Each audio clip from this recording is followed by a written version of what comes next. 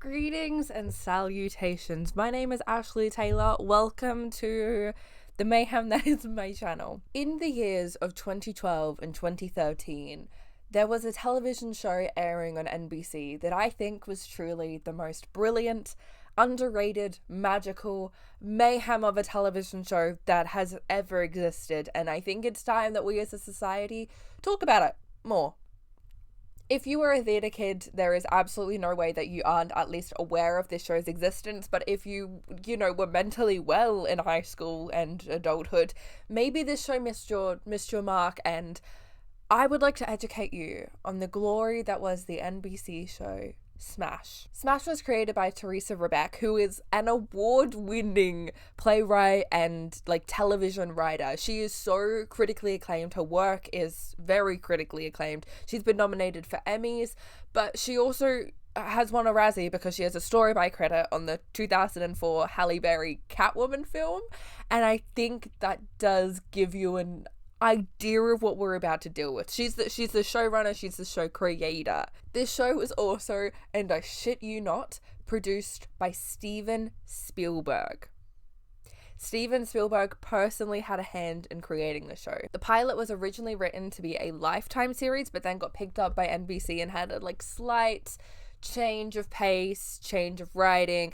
Deborah Messing, who's one of the lead characters on the show, said that the Lifetime version of the script was the sexiest thing she'd ever read. I don't know that I'm really getting that vibe from the NBC finished product, but I believe you, Deborah Messing, politics aside. Smash is a show set in New York City following the creation of a new Broadway musical about the life of Marilyn Monroe, and specifically following the creation of the musical, but also the battle between two actresses for the role of Marilyn herself. This video is going to be very, very heavily inspired by the Mike's Mike kind of Pretty Little Liars Glee videos and Carly Thorne, Uncarly's Riverdale video, probably more so that kind of style, because as you can see, I haven't decorated the background. I'm lazy. I might throw up pictures of characters when I talk about them, but that's about it. That kind of essence of video, I'm trying my hand at that, but I'm gonna be worse at it because I'm not good at YouTube. Are we on the same page? Cool. So I will have my phone the whole time because I have my notes on that. 50 pages of them. This is going to be a very, very in-depth recap of what is probably my favorite show of all time. So strap in. This show is pure theatre kid mess. It's so much fun. Just come along for the journey. Join me. So the entire show begins with Katharine McPhee playing Karen Cartwright. Katharine McPhee of Waitress the Musical, American Idol, The House Bunny fame. Also maybe being a Republican now, but I don't know about that. Who's to say? The whole show begins with her in an audition room singing Somewhere Over the Rainbow. We don't know what she's auditioning for or necessarily where this is, but no matter what it is, I'm going to go out on a limb and say Somewhere Over the Rainbow is probably a bad audition song for it, because I don't know that Somewhere Over the Rainbow is ever a good audition song. We see this little fantasy scene of her in this quite ugly little blue dress. I want to be quite forgiving to the fashion because the show did air in 2012, but it's bad. But we're in this little fantasy scene until the audition lady cuts her off basically and shoos her out of the room. Auditioning, casting directors, casting people, that's the word I was looking for. They're a bit rude. They're not the best. Directly after Karen leaves the audition room, however, we see the icon, the woman, the myth, the legend herself, Ivy Lynn, walk in.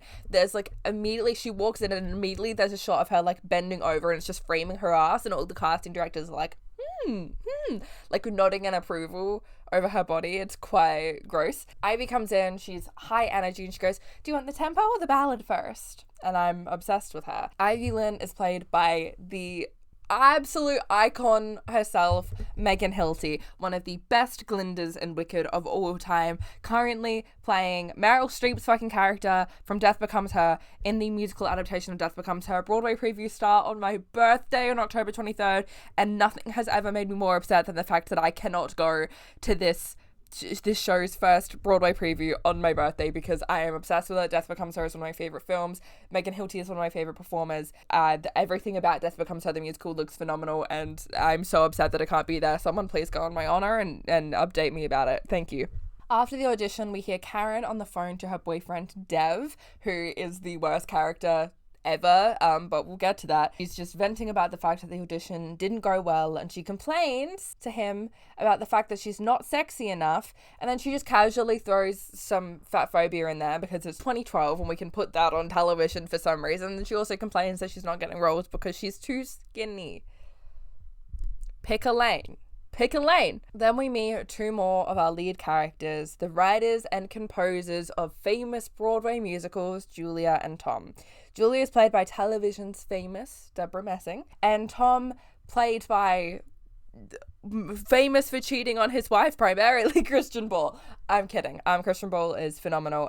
Watch the MTV filmed live thing of Legally Blonde, please. He's incredible. I love Christian Bale, but also he probably did cheat on his wife during Legally Blonde, and that's fine. We meet Julia and Tom while they're like in Tom's apartment complaining about the fact that there are no new musicals being written anymore. This show came out in 2012, so that's really funny. They're saying that everything's an adaptation, nothing is original, there's no new shows, everything's a revival, or it's a like movie to stage adaptation. This came out in 2012. Julia and Tom are both very, very famous and successful composers. We see a bunch of their old shows during the duration of Smash. The most famous one is probably their like most recent show called Heaven on Earth, which for the life of me, I don't really know what the plot of that is. It's something about the afterlife. That's still open on Broadway. A lot of people compliment Julia and Tom on that show, having recently seen it.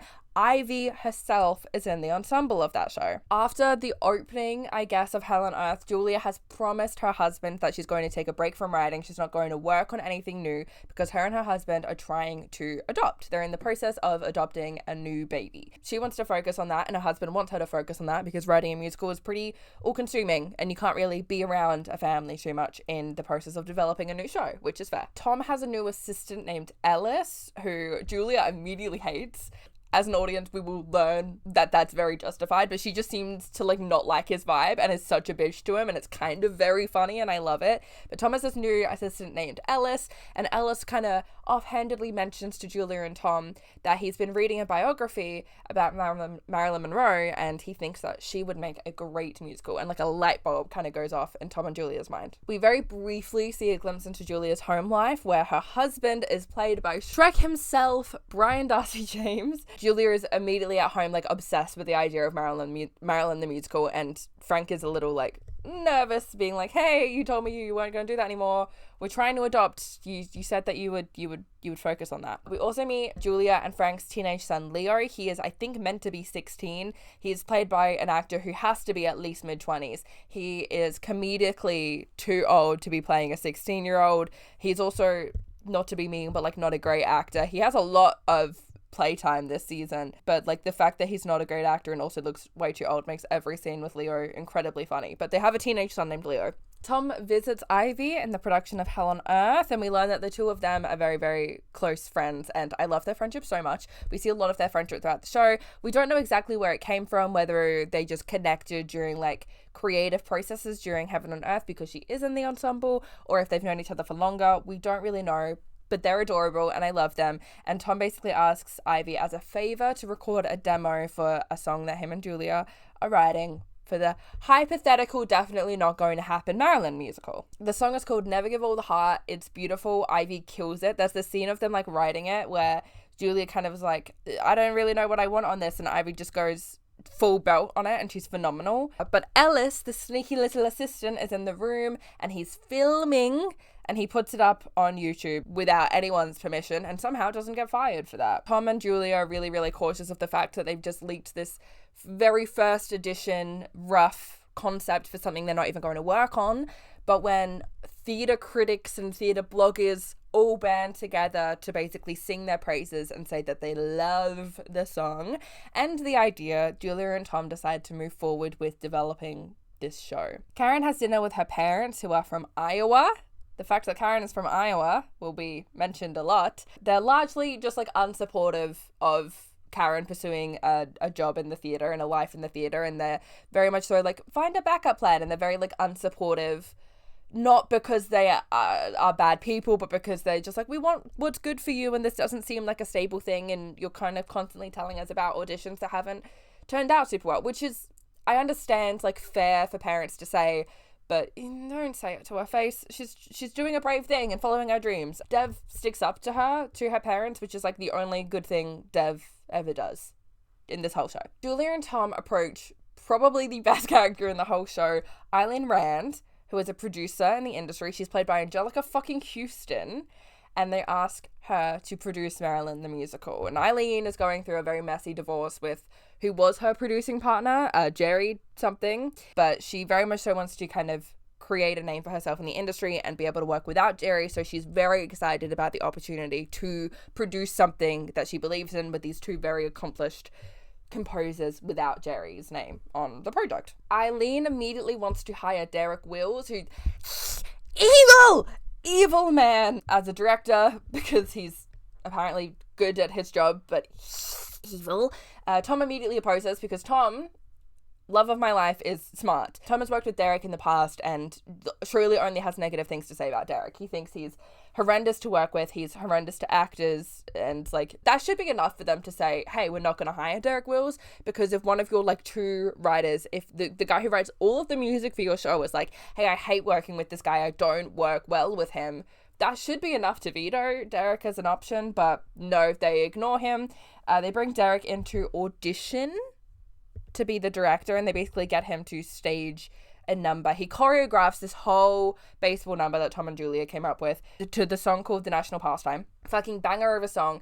And this is the first time in the show where we see like a number that's cut between rehearsal footage and what like the idea of the final song on stage would look like. Ivy is playing Marilyn in this number. It's phenomenal, and it's honestly one of the best like numbers in the show. Like the choreography is cheeky and fun, the song is great, everything about it is phenomenal, and the fact that this is just thrown into episode 1 is crazy. They came out fucking swinging. The number is evidently fantastic, and Derek technically did all of this, I imagine, for free, so they hire him as director because even though Tom hates him, he's good at his job and he clearly has a good idea of what tonally they're kind of going for with this show. After the number though, Ivy goes up to like thank him for working with her and like do the polite, like, it was great working with you, thank you for this opportunity, and he immediately just completely brushes her off, despite the fact that she's done all of this for him, presumably for free, spent what must have been hours working with this man and helping bring his vision to light, learning his choreography, and he's just such a bitch to her. I hate him. Tom immediately is like, well, Ivy's the perfect Marilyn. We've seen what she's done. She's done the demo for us. She's done National Pastime now. Ivy is Marilyn. No fucking questions about it. And he's right. And he's correct. But Eileen and Julia and Derek are skeptical and want to hold auditions for the role anyway. So they're going to bring Ivy to audition and they all like her, but they're like, we don't want to cast her just yet. In the montage of like auditions and people auditioning, we get Adelie fucking Ashford, who's there in like full Marilyn cosplay, and she's like, I want to be loved by you. Ooh, love. She does this terrible audition song and I love her. It's phenomenal. They talk about casting a star, which is a big thing in this. It's a new musical. They want someone to jump off with the role. They want the attention of having like a movie star or a big name attached to the project as their lead. They throw out a couple names, including Scarlett Johansson, which is crazy. But then Karen walks into the audition room. When she was planning for the audition, she was talking to her evil boyfriend, Dev, and he told her to basically like play up the love. Don't play up the Marilyn necessarily about it. Play up the heart of Marilyn. She sings Beautiful by Christina Aguilera, which is also a terrible audition song. And she, like, in her fantasy is singing it to Dev specifically. She's in this, like, terrible, like, peplum striped top and jeans. Okay, like, slay for not doing full Marilyn cosplay, but, like, I feel like that's just, like, a terrible audition outfit. Like, not to say no wonder she hasn't been booking, but girl, put some more effort in. Wear a cute little dress or something. You don't have to go like full Marilyn Monroe, but like look nice. Don't wear jeans. Not when you're playing Marilyn Monroe. But anyway, Derek immediately becomes obsessed with Karen. He really likes the fact that she didn't play up the Marilyn of it. He loved her audition. He is obsessed with this woman. Both Karen and Ivy get callbacks to the role of Marilyn, and Ivy calls her mother, very excited about it, and we don't hear the mother's like end of the phone call, but her mother seems very unsupportive, which sucks. Derek invites Karen over to his apartment at midnight to work on the callback. Like, Karen gets a call from Derek at midnight saying, come over to my apartment, let's work on the callback. So as soon as Karen gets that, Derek, obviously, is being a predator. He's trying to get Karen to sleep with him. He's trying to solicit sex out of her in order to give her the role. Because that's the kind of man that Derek Wills is. This show will have him do this shit and then expect you to still like him. It's fucking wild. Because, like, yeah, episode 1, we're having him be a full predator to who was meant to be the underdog character, I believe. Obviously, I'm an Ivy girl, but this show wants you to root for Karen. So to have Derek...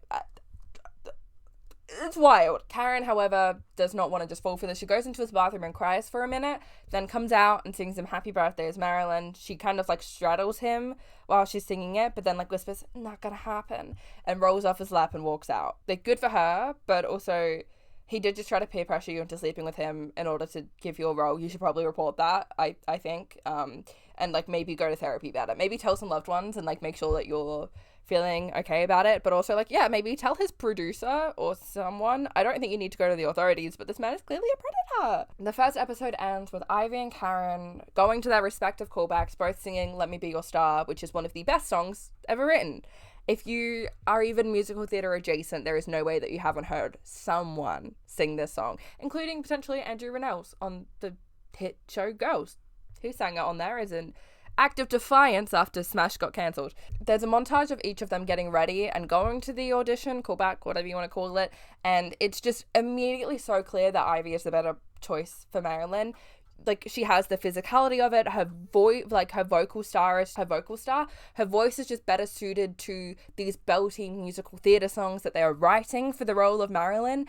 And, like, she gets ready and she wears this, like, they both wear, like, these white dresses with, like, Marilyn makeup, but Ivy is just eating Karen up 100%. She has this fucking fur coat that she, like, runs through New York with, catching a taxi, and it's everything, and Ivy is just clearly the better choice. It is laughable that this show ever wants to make it a question of who's better for Marilyn, Ivy or Karen. Karen is clearly very talented, but, like, it's not even a contest. Obviously, Ivy is better for the role. The next time we see Karen, she's in this little, like, fantasy number where she's singing Call Me by Blondie tune to basically, like, Derek and Julia and Tom, they're all watching her. It kind of looks like she's singing karaoke, but she's doing some kind of performance of it to all of them, being like, call me, they all love it, but then turns out this was just a daydream that she was having at her job, and she then vents to a coworker about the fact that she's still waiting on them to call her. Do you get it? We see Julia, Tom, Derek, and Eileen discussing who they want to cast as Marilyn. Tom is adamant that it should go to Ivy, and he's correct, because he goes, Ivy's Marilyn in my eyes. Ivy's Marilyn in all of our eyes, Tom. Derek insists that Karen feels like Marilyn, and that they should keep looking at Karen as well, and they shouldn't just cast her aside. Tom King goes, why do you know what Karen feels like?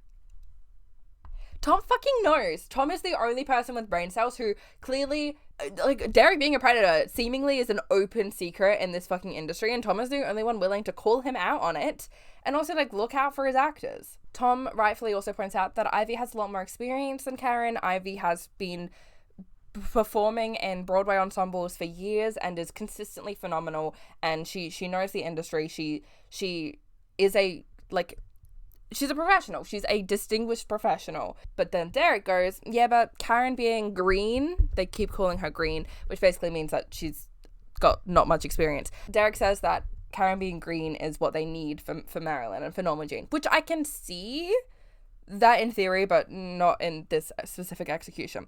Basically, they decide to bring both of the girls back for a further audition, and they make Karen do a dance audition as well, because they know that Ivy has, like, the dancing ability. She's been in ensembles for forever. You won't ever see her dance, really, because Megan Hilty is, and she says this herself, not a dancer. Icon queen, beautiful legend. But, like, in the canon of the show, they've all worked with Ivy before. They know she's a great dancer. She did the national pastime number for them, so they don't need her to do a dance audition, just an acting one, I think, but Karen has to do both. Ivy tells her friend that she's got another callback, but she's like, I don't care how many callbacks I have to do. I want the part so badly, I'll jump through fucking hoops if they want me to. She clearly clearly wants this more than anything, and Karen never shows the same interest in this role that Ivy clearly has the passion for. But Ivy has this great line where she's like, it's down to me and this other girl, Karen something. And that is how Ivy will treat Karen for this whole season.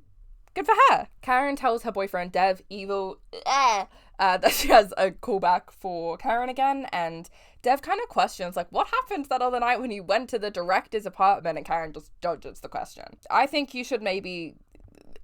The thing is, I get her not telling Dev because we know that Dev sucks. But in theory, I think Karen should tell someone what happened to her. That could be traumatic. I don't think it is for her, but it could be. Julia and Frank, in their little family subplot, Julia, the writer, and her husband, Frank, Shrek, discover for seemingly the first time that adoption is a long process. That even after they finish their application, there's a long wait time to adopt a baby. They say that they've been in the adoption process for 10 months, but they're only just learning that there's a long wait time. Okay, Smash Writers, whatever you say. Karen goes to rehearsals for the dance duet. Dance duet? I've written dance duet in my notes, but that just for the dance number. And we learn that Ivy's friend, who Ivy was talking to about being in callbacks with one other girl, is helping out with the routine, and he's basically serving as Ivy's spy. Good for him. I love that for him. I love that for Ivy. I love that for me as an audience member. He tells Ivy that this girl's name is Karen Cartwright and she's from Iowa, because everyone always brings up the fact that Karen is from Iowa. I don't really know why. Is that rare to move to New York from Iowa or something? I don't get it, but it's literally like the earliest day in creating a musical that can happen, and Tom and Julia are already having problems. They've basically written a few songs, but they are very, very much struggling to piece all the songs together and form like an actual plot and a through line and a story from the songs that they're writing, which feels like something you should probably make sure you're able to do before you properly start development and casting on a musical. But what do I know? Julia decides to have Let Me Be Your Star be the opening number, even though it wasn't originally written to be. Stage it in the heads, it looks beautiful, and this is the first time we see the concept of shadow selves, which will be a thing throughout like this whole season. The concept of shadow selves comes in and out of the story quite a bit. They basically have like Norma Jean standing center stage and all these different versions of her in the background, taunting her with different things. And Jessica, one of the best members of the ensemble on the show, she's one of the shadow selves, and she goes, "Your mother is crazy, certifiably nuts," which feels really insensitive, but it's kind of funny. Ellis, that evil assistant guy who leaked the video, tries to take credit for the idea of Marilyn the musical because his girlfriend, this man is so gay, but his girlfriend tells him basically, hey, yeah, you should be getting paid for that. So he tries to take credit for the idea of it, but Julia, like, obviously is immediately like, no, you said a sentence in a room and then we took it and created it into something. We're not giving you credit for that. You did nothing. And also I hate Ella, so slay, Julia. Karen is struggling a lot in the dance auditions, and honest to God, she has a pretty bad attitude about it. She just keeps getting very frustrated with having to work hard, basically.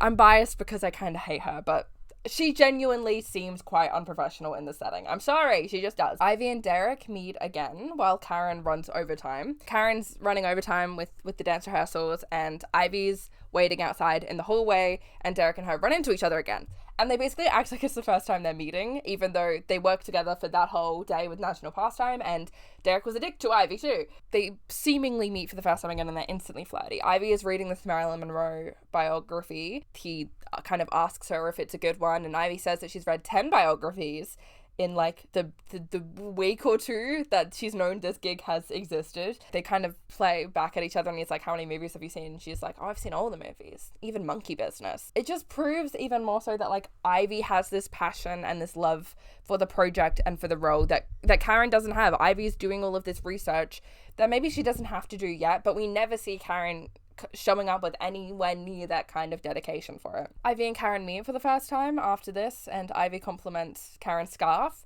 being like, I love your scarf. It's so Regina George coded. Ivy is such a bitch. I love her. It's clearly like awkward and tense, but yeah, Ivy's full bitch and I adore it. Karen is complaining to her boyfriend Dev again about Derek being a nightmare, and she mentions offhandedly that he's a creep. Dev, worst man on earth, tells Karen that she needs to get used to it. And when Karen says, like, I shouldn't need to get used to it, Dev says that she's creating her own suffering then. And I think we should hit Dev with a car. Actually, that's what I think the correct course of action after that comment will be. Hit him with your car! There's a scene of Ivy doing a Marilyn impression, like, backstage at Heaven on Earth, and Jessica, who seemingly is also in Heaven on Earth, is, like, watching her doing it, and she's like, that's creepy, that's crazy that your impression is so good, but it's actually, like, a really bad Marilyn Monroe impression. She's like, thank you ever so, and she says something about, like, not moving your top lip, and it's bad. It's not a good Marilyn Monroe impression. That's not what Marilyn Monroe sounds like, and, like, Jessica being like, oh my god, that's crazy. She's so me, just hyping Ivy up even though Ivy's not doing a great job. She's so me for that. Leo, adult teenage son of Frank and Julia, hears Frank worrying about how long the adoption process is going to take, and he has a hissy fit about it. Would be maybe okay if this character was like 10, but he's 16 and it's weird, and like they have this full-grown actor deliver the line, my sister is in China, she's waiting for us. That's a sweet sentiment, but again, it's an insane line of dialogue coming from this adult man. Jerry talks to Eileen, like Eileen's shitty producing partner and also ex-husband. Jerry tries to talk to her at dinner, and she throws like seemingly martini in his face, and this is the first of many drinks that Eileen will throw in Jerry's face, and I eat it up every time. Karen is doing her like scene rehearsals with Derek, like her rehearsing the dialogue, and she at one point literally asks, do you want me to be more Marilyn? And, like, I think she means, do you want me to, like, be putting on the voice more, doing the inflections more? But to ask in an audition for Marilyn Monroe, do you want me to be doing more Marilyn, is crazy.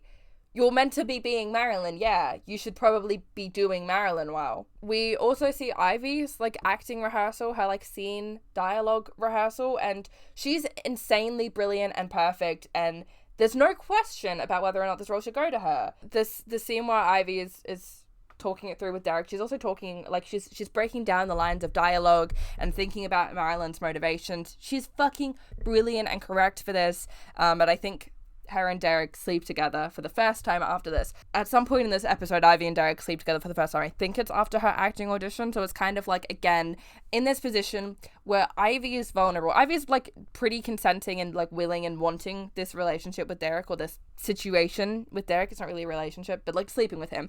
But it definitely starts occurring when she is definitely still in a vulnerable position, in a vulnerable acting scene, so her body and her brain are in a vulnerable state, and she's also his employee. She is someone trying to get hired for a job from this man. So Dev has a work dinner that Karen promises that she's going to be there for, but rehearsals run late and she gets there late.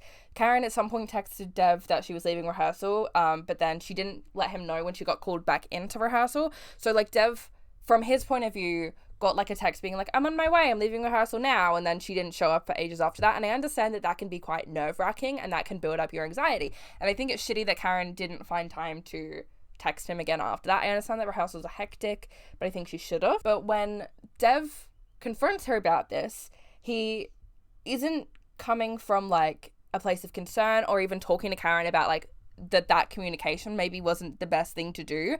He waits at the restaurant for her, and once everyone else has left, he just waits there and then yells at her like an asshole, and all he focuses on is the fact that, like, Derek is controlling Karen, and the fact that Karen is scared of Derek is, like, causing problems for their relationship. No actual concern for her, no talking about, like, the communication and the fact that, like, yeah, her updating him and then disappearing is probably very, very anxiety inducing. No, just, this was important for me and you were off with your fucking director. Die, Dev. Callbacks occur. All the dancers swarm to Ivy when, like, there's a scene of Ivy and Karen, like, waiting in the hallway to be called in, and all of the dancers they've brought in to run these numbers, like, all run over to Ivy. They're all, like, old industry friends, and Karen is just sitting on her own, and I do feel really bad for her here. Julia is a sweetheart and goes and talks to Karen to kind of ease the situation. I think Julia is a lovely woman sometimes. We see Karen's dance audition. It's the number 20th Century Fox Mambo, which I was obsessed with as a child. It's still a great song. She kills it. The choreography is amazing. She absolutely nails it. The staging is great, and she looks hot when she's dressed as Marilyn at the end. No notes. But after some debating, despite Karen killing it, the role rightfully goes to Ivy. Ivy is Marilyn. She sings a cover of Crazy Dreams in a bar when she's out celebrating, and it makes me cry. The next time we see Ivy, she's waking up in a bed with the devil, Derek, and she asks him, she's like, hey, is it okay if we find a time to, like, really work on Marilyn and find the character? And Derek goes, that's what we're doing. He's kidding and he says it's a joke, but it clearly makes Ivy insecure and uncomfortable, and Yeah, obviously, of course it would, but like Derek doesn't care at all, and I hate him. I hate him. Ivy begins to wonder, kind of because of that, if Derek gave her the part because she slept with him, which he didn't. He absolutely didn't. The role went to her because she was the best person involved, and Derek was the only one really batting for Karen anyway. Derek meets up with Karen at a bar for no fucking reason. Derek basically asks her like how she's feeling about getting into the ensemble, and she's like, I'm happy, it's an amazing opportunity. And it is. It's seemingly her professional theatre debut. Being on the ensemble, being in the ensemble of a Broadway show is huge, and having gotten that far into callbacks is a really cool experience. And yeah, Karen is a newbie. That's great for her. But Derek tries to antagonize her and tells her that he should be offended that they put her in the ensemble. He says that theater is a long process, and basically like plants the idea of hope in Karen's mind that Marilyn could still be her role, which is like evil. And like also, you're actively sleeping with the actress who you cast as Marilyn. Don't fucking talk to other actresses and be like, the role could still be yours. Fuck off. One of the other worst men alive, Dev, shows up to this bar after hearing that Karen was meeting with her director. You would think this is to like keep an eye on her, be a good partner. You know, Karen has mentioned that this guy is antagonistic and a creep. You'd think he wants to be protective, but no. It's basically like a big dig contest. Dev shows up and they start talking about the schools they went to and their English accents come out, and it's wild. And Karen rightfully gets upset with Dev and is like, hey, you can't fucking treat my boss that way. That was incredibly unprofessional, and that, you know, looks bad on me. And Dev defends his actions with, you said he was a jerk. That doesn't mean that you can then go have a fucking big dick contest with her boss. Karen basically points out that it was a contest, and she goes, who won? And Dev goes, well, I got to go home with the girl, didn't I? And Karen is like, that display was not for me. Don't act like it was. Tea, Karen. In Ivy's office, the creative team are looking at potential actors to play other prominent roles in the Marilyn musical. Specifically, Marilyn's lovers, the men who she's entwined with. Eileen mentions and brings up Michael Swift. Boo. I say a lot of people are the worst character on the show, but Michael Swift is actually the worst fucking character on the show. He's the worst. I hate him. Julia immediately gets cagey and is like, I don't think we should contact Michael Swift. I really don't think we want anything to do with Michael Swift. But Derek and Eileen ignore her and go to see him in the show that he's currently in anyway. It's a Bruno Mars show that we get like no context on other than it's a Bruno Mars show, so seemingly a jukebox musical. We see him sing Grenade and it's insane. He's like the choreography with this girl is it's insane. And somehow Derek sees that and then goes, well, he's sensational. Where was that? Jerry approaches Derek and Eileen at the bar again, and he tries to talk Derek into coming back to a show that Jerry is producing, My Fair Lady, and Eileen throws another martini in his face. Karen talks to one of her co-workers at the bar that she works at about getting cast in the ensemble, and her co-worker says the truth that any work in the business is good work, because it is. Getting work in that business is a fucking win no matter what. But then she also says, make sure you call it the ensemble and not the chorus. Although if you ask me, I think that's like calling garbage men sanitation workers, which is insane. I'm not fucking here for underappreciating ensemble members. They are truly the most talented people in any production, and they work the fucking hardest. Changed my mind. We see Tom and Julia writing another new song called Mr. and Mrs. Smith, which is a duet between Marilyn and the main love interest that the show seems to be playing with, Joe DiMaggio. Tom brings up wanting to cast Michael Swift. Julia is weird about it again and very clearly doesn't want to talk about it. And then we cut to a scene of Michael at home with his wife and tiny child, and they encourage him, his family encourage him to take the role in the workshop because it's Joe DiMaggio and Marilyn the musical, and the baseball number's really cool. Eileen is off on her own little subplot, trying and failing to find investors for the show, people to put the money up front because everyone is skeptical of her producing a show without Jerry. Karen goes home to Iowa for a baby shower, and she's venting to Dev about money problems, and Dev tells her that he'll support them both financially if she needs that. Karen, fair enough, is I don't know if I'm comfortable with that, which is very fair. That's a very vulnerable position to put yourself in with a partner, genuinely. Ellis somehow is not gay and is talking to his girlfriend, who again is you should be getting paid for coming up with the idea for the musical. an insane request, but I respect the audacity of it all. We also learn that Derek hasn't called Ivy for 3 days because he's an asshole. And Ivy is also like becomes aware and kind of thinks about the fact that she's never been over to his apartment, which means that Karen went to Derek's apartment before Ivy did. Like, Ivy and Derek have been actively sleeping together a bit now, and like Ivy still has not seen the apartment, but Karen has. So that's cool. Eventually, Ivy confronts him about that, and Derek just acts like he's like embarrassed about it because he's currently getting renovations done. But then why did Karen get to see it? Just a question. Michael Swift accepts the job offer, accepts the role of Joe DiMaggio, and Julia and him meet for the first time that we see. Michael asks her about her family, and then he brings up that he got married too and has a child, and then tells her that she smells good, like a psychopath. Tom goes on a date with Ivy's dancer friend, who is her like little spy, and Tom learns for the first time that Ivy and Derek are sleeping together. Tom is the only person with a lick of common sense and like is concerned that Derek is taking advantage of her. And Ivy's friend goes, well, maybe she's taking advantage of him. She did get the part. Even if Ivy got the part solely because she was sleeping with Derek, that would still be Derek taking advantage of Ivy. That would not be her taking advantage of him. That would still be Derek taking advantage of Ivy. But it's 2012, so Jesus fucking Christ. Ellis stole Julia's notebook and seemingly finds something juicy in it, but the audience doesn't see what it is yet. When he gives it back, though, Julia, like, knows that he stole the notebook. He's like, I found this, and Julia fucking knows that he stole it. She hates this guy, same. Eileen mentions to a potential backer that Ivy did a year in Wicked, which is funny because Megan Hilty wasn't Wicked. She was one of my favorite Glindas ever. Karen goes to her fucking baby shower in Iowa, and everyone encourages her to sing Redneck Woman at karaoke, and she acts like she sings it all the time. She's like, how many times have I sung this song? Girl, how many times have you sung Redneck Woman? She sounds great on this song, but her dad later reveals that he was watching secretly at the back of the bar, which is so weird to me. Julia admits to Tom and the audience that years ago, 5 years ago to be specific, she had an affair with Michael Swift. It started on the Brooklyn Bridge. They kissed for the first time on the Brooklyn Bridge, and that is important. And she says it was a very intense love affair, and it lasted a while, but she never told anyone. Frank doesn't know. Her son, Leo, does not know.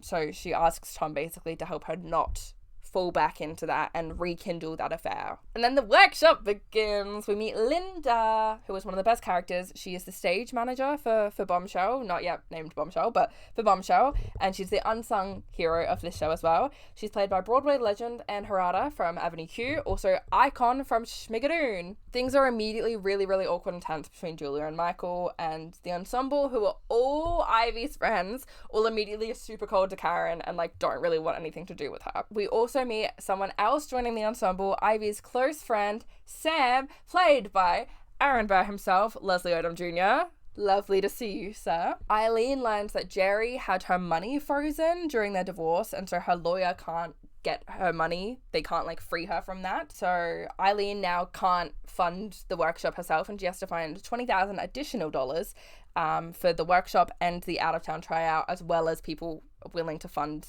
the actual Broadway show too. Ivy and Karen are fighting some little tension while as a company they all rehearse 20th Century Fox Mambo. No one told Ivy that Karen was going to be in the ensemble, so Ivy feels very blindsided by it and she's not happy about it. Sam is sitting next to Karen while they're rehearsing, and Sam like compliments Karen's voice on 20th Century, and Karen thanks him, and she tells him that like, yeah, I'm already familiar with the piece because it was my callback. And he's like, oh, callback for who? For Marilyn. And then Ivy turns around in her chair and goes, well, I'm singing it now. Ivy Lynn, the fucking legend that you are. Karen also learned during this rehearsal that Ivy is sleeping with Derek, so there's drama. Julia and Eileen meet in Eileen's office, and they begin to have a really interesting conversation about Marilyn never being paid what she was worth and being exploited by the men who ran the studios. But then they immediately change the topic, because you would think that Marilyn Monroe, this shining example of like misogyny, you would think that would inspire some really interesting conversations in the show, but they never divulge into any of that. They never explore any of it. Eileen asks Julia how much a painting in her office is worth, because Julia was like an art major or something. Julia tells her basically a lot of money, and Eileen is like, this could be a way to fund the workshop. Karen is struggling to like blend in with the ensemble because she's never been in part of an ensemble before. She's used to always like auditioning for leads or playing leads maybe. Ivy is on a like warpath about it and just against Karen in general, and basically Karen is being too big and too loud during the rehearsal, so Ivy gets a cut from Never Met a Wolf. When they're rehearsing, Karen asks Jessica if like the tape markers on the floor will still be there on stage when they move into a theater, and Jessica goes, "Yes, Iowa, the numbers will still be there." And I love her. Also, Broadway legend Ashlee Tayla is playing a character named Bobby, and he also gets cut from the Wolf number, and then like Karen is like, "What does that mean? Are we just gone?" And he's like, "It means I shouldn't stand next to you anymore." Quite funny. Sam later tells Ivy though, he's like, "You didn't have to go diva on the girl." But like, yeah, she did. I support her. Derek is throwing a birthday party for a actor that he helped like discover when he was younger named Lyle West. Derek claims that he discovered him. Julia wants Tom to go to this party because Tom also knows Lyle, but Tom doesn't want to go to Derek's apartment because he fucking hates Derek. Fair enough. So instead of going to the party, Tom's like, "Oh, my mom actually set me up on a blind date. I'm gonna go do that instead." Turns out the date is a very cute lawyer. So go mom. It's quite awkward because they don't really have much in common, but like they still seem to get along and be quite charmed with each other despite the fact that the conversation is a little bit stilted. Back in rehearsals, the company is rehearsing History is Made at Night, and Ivy once again comments on Karen being too loud. Karen is cut from that number too, at least temporarily. Karen goes into the hallway and cries, and Jessica is like coming back from the bathroom or something and is like, "How's it going in there?" And Karen is like, it's going terribly. How do you think it's going? And basically like confronts Jessica about the fact that they're all being mean to her, being cruel to her, and she's like, "I'm just as good as you are. You all were me once. You were all starting out," which is true. I do feel bad for her. But then she also goes, "And I could have slept with him, but I couldn't, and I wouldn't," which feels a little bit slut-shamey to Ivy, which I don't love, but I still feel bad for her. But this basically pulls on Jessica's heartstrings, and she feels for Karen because of this, and she basically recruits Bobby and another ensemble member to give Karen a little like rundown and lesson in how to be a good member of the ensemble, during which Karen mentions that she like never takes any dance classes, which is like insane for someone working professionally in theater. Never? We see Lyle, the child actor that Derek maybe discovered's birthday party, and Lyle is played by, I shit you not, Nick fucking Jonas. He sings Just Haven't Met You Yet on the piano. Probably like it for too long. It's very indulgent look. We've got Nick Jonas on the show, little moment, but I love it. It's a great song. It was on the Smash soundtrack, this version of it that I had on CD. It's great. I love it. They never mention Lyle's actual age. It's ambiguous, but like there's a joke about him being 15 or like turning 15, and I'm autistic, and I for years thought that they were being literal, and I thought that they were actually having like 25-year-old Nick Jonas play a 15-year-old.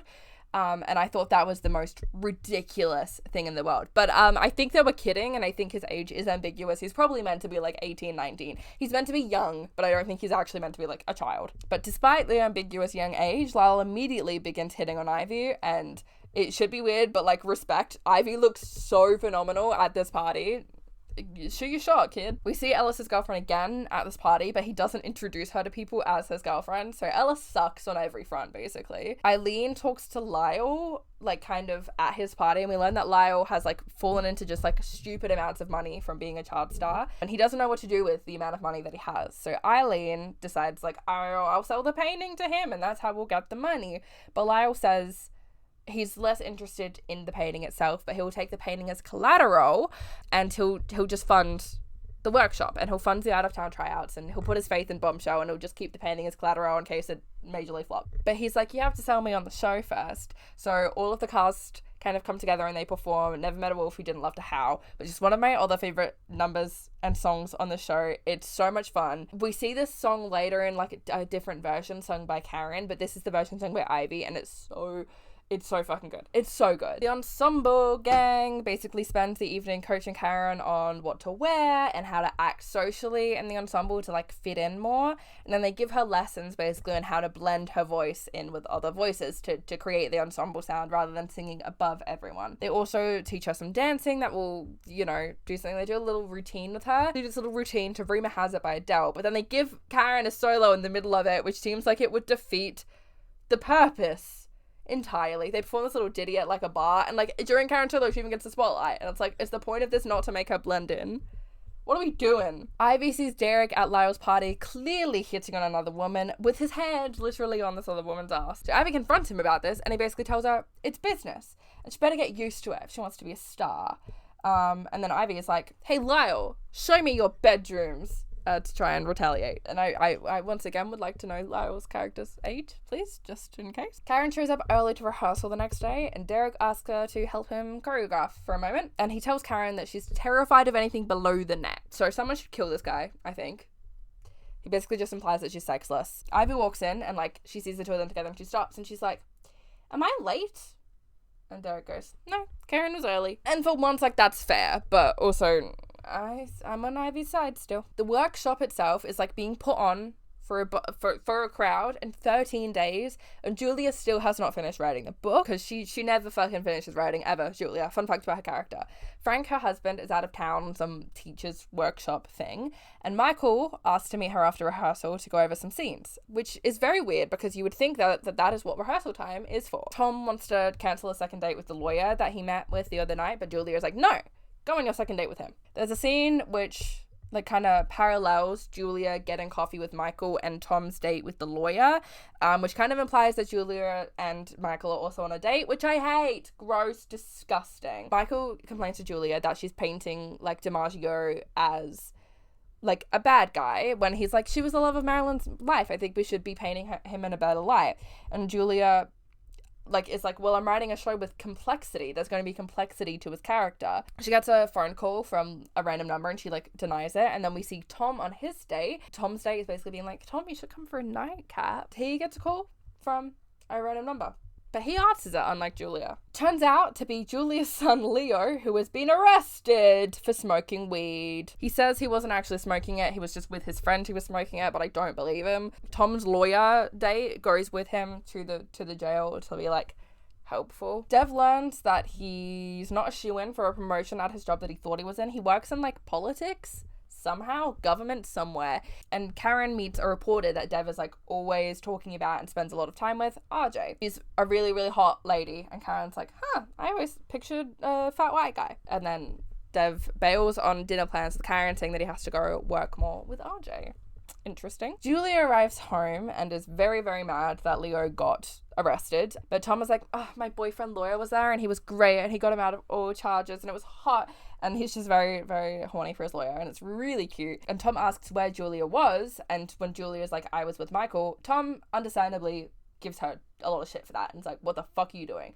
I love Tom. At rehearsal, Sam tries to bond with Tom to be really sweet because both Sam and Tom are close friends with Ivy, and he like wants to, you know, get along with Tom as well because he's really important to Ivy. I love Sam, but he basically approaches it by trying to talk to Tom about sports, and Tom immediately brushes him off because he doesn't know or care about sports, which is fair, neither do I. Real. But during rehearsal, the worst thing ever happens.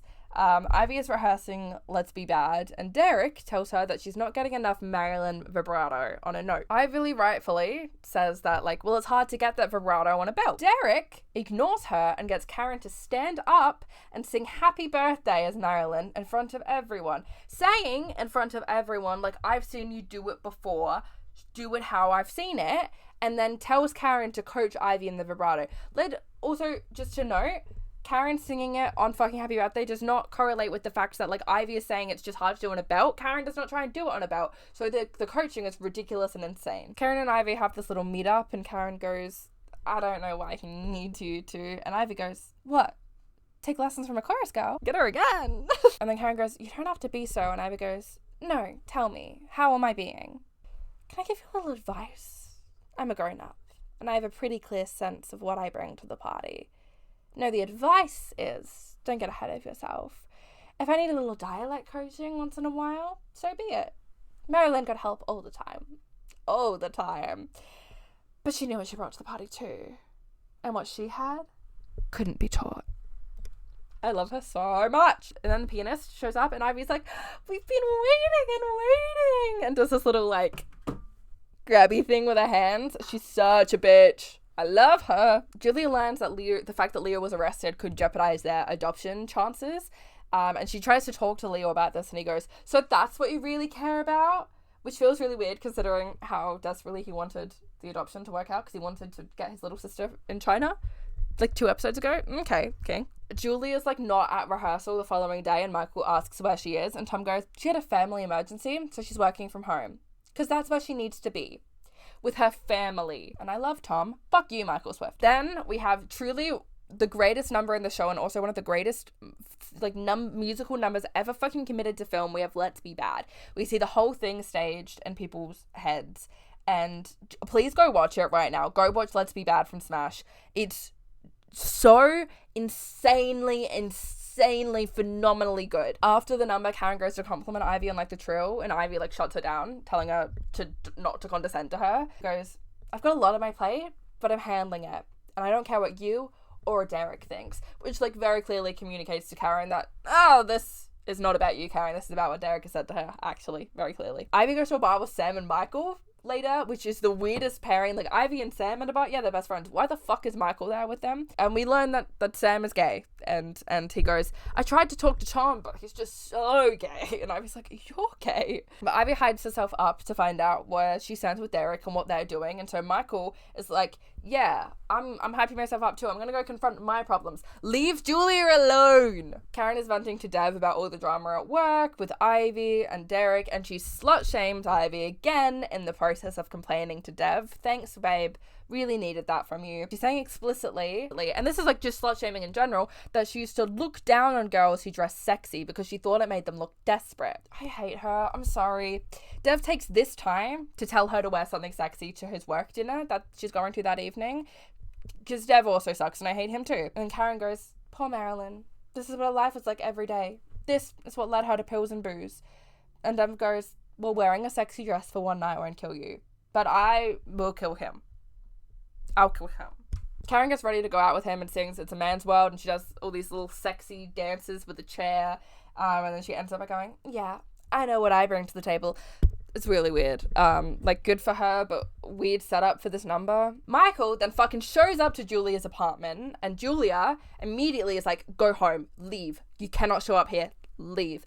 But rather than listening, Michael barges inside and starts talking to Leo. Starts talking to her fucking son, and then when Leo, Julia's son, who doesn't know any better, is like, oh my god, you should stay for dinner. He's like, yeah, I will stay for dinner. And he talks really inappropriately to them. He like talks to Leo about the fact that him and Julia used to get high after like tough rehearsals. It's fucking awful and horrendous, and he oversteps every boundary that has ever existed in the history of time, and I hate him so much. Ivy does confront Derek, and Derek tells her that what he's building in the rehearsal room is sacred, and his life would be easier if everyone didn't have their annoying little feelings. And Ivy yells, theater is about feelings, and she's correct. Like, especially for an actor, yeah, that's their whole job. Derek can't sit with actors and then get surprised when there's drama or there's like emotions tied to it.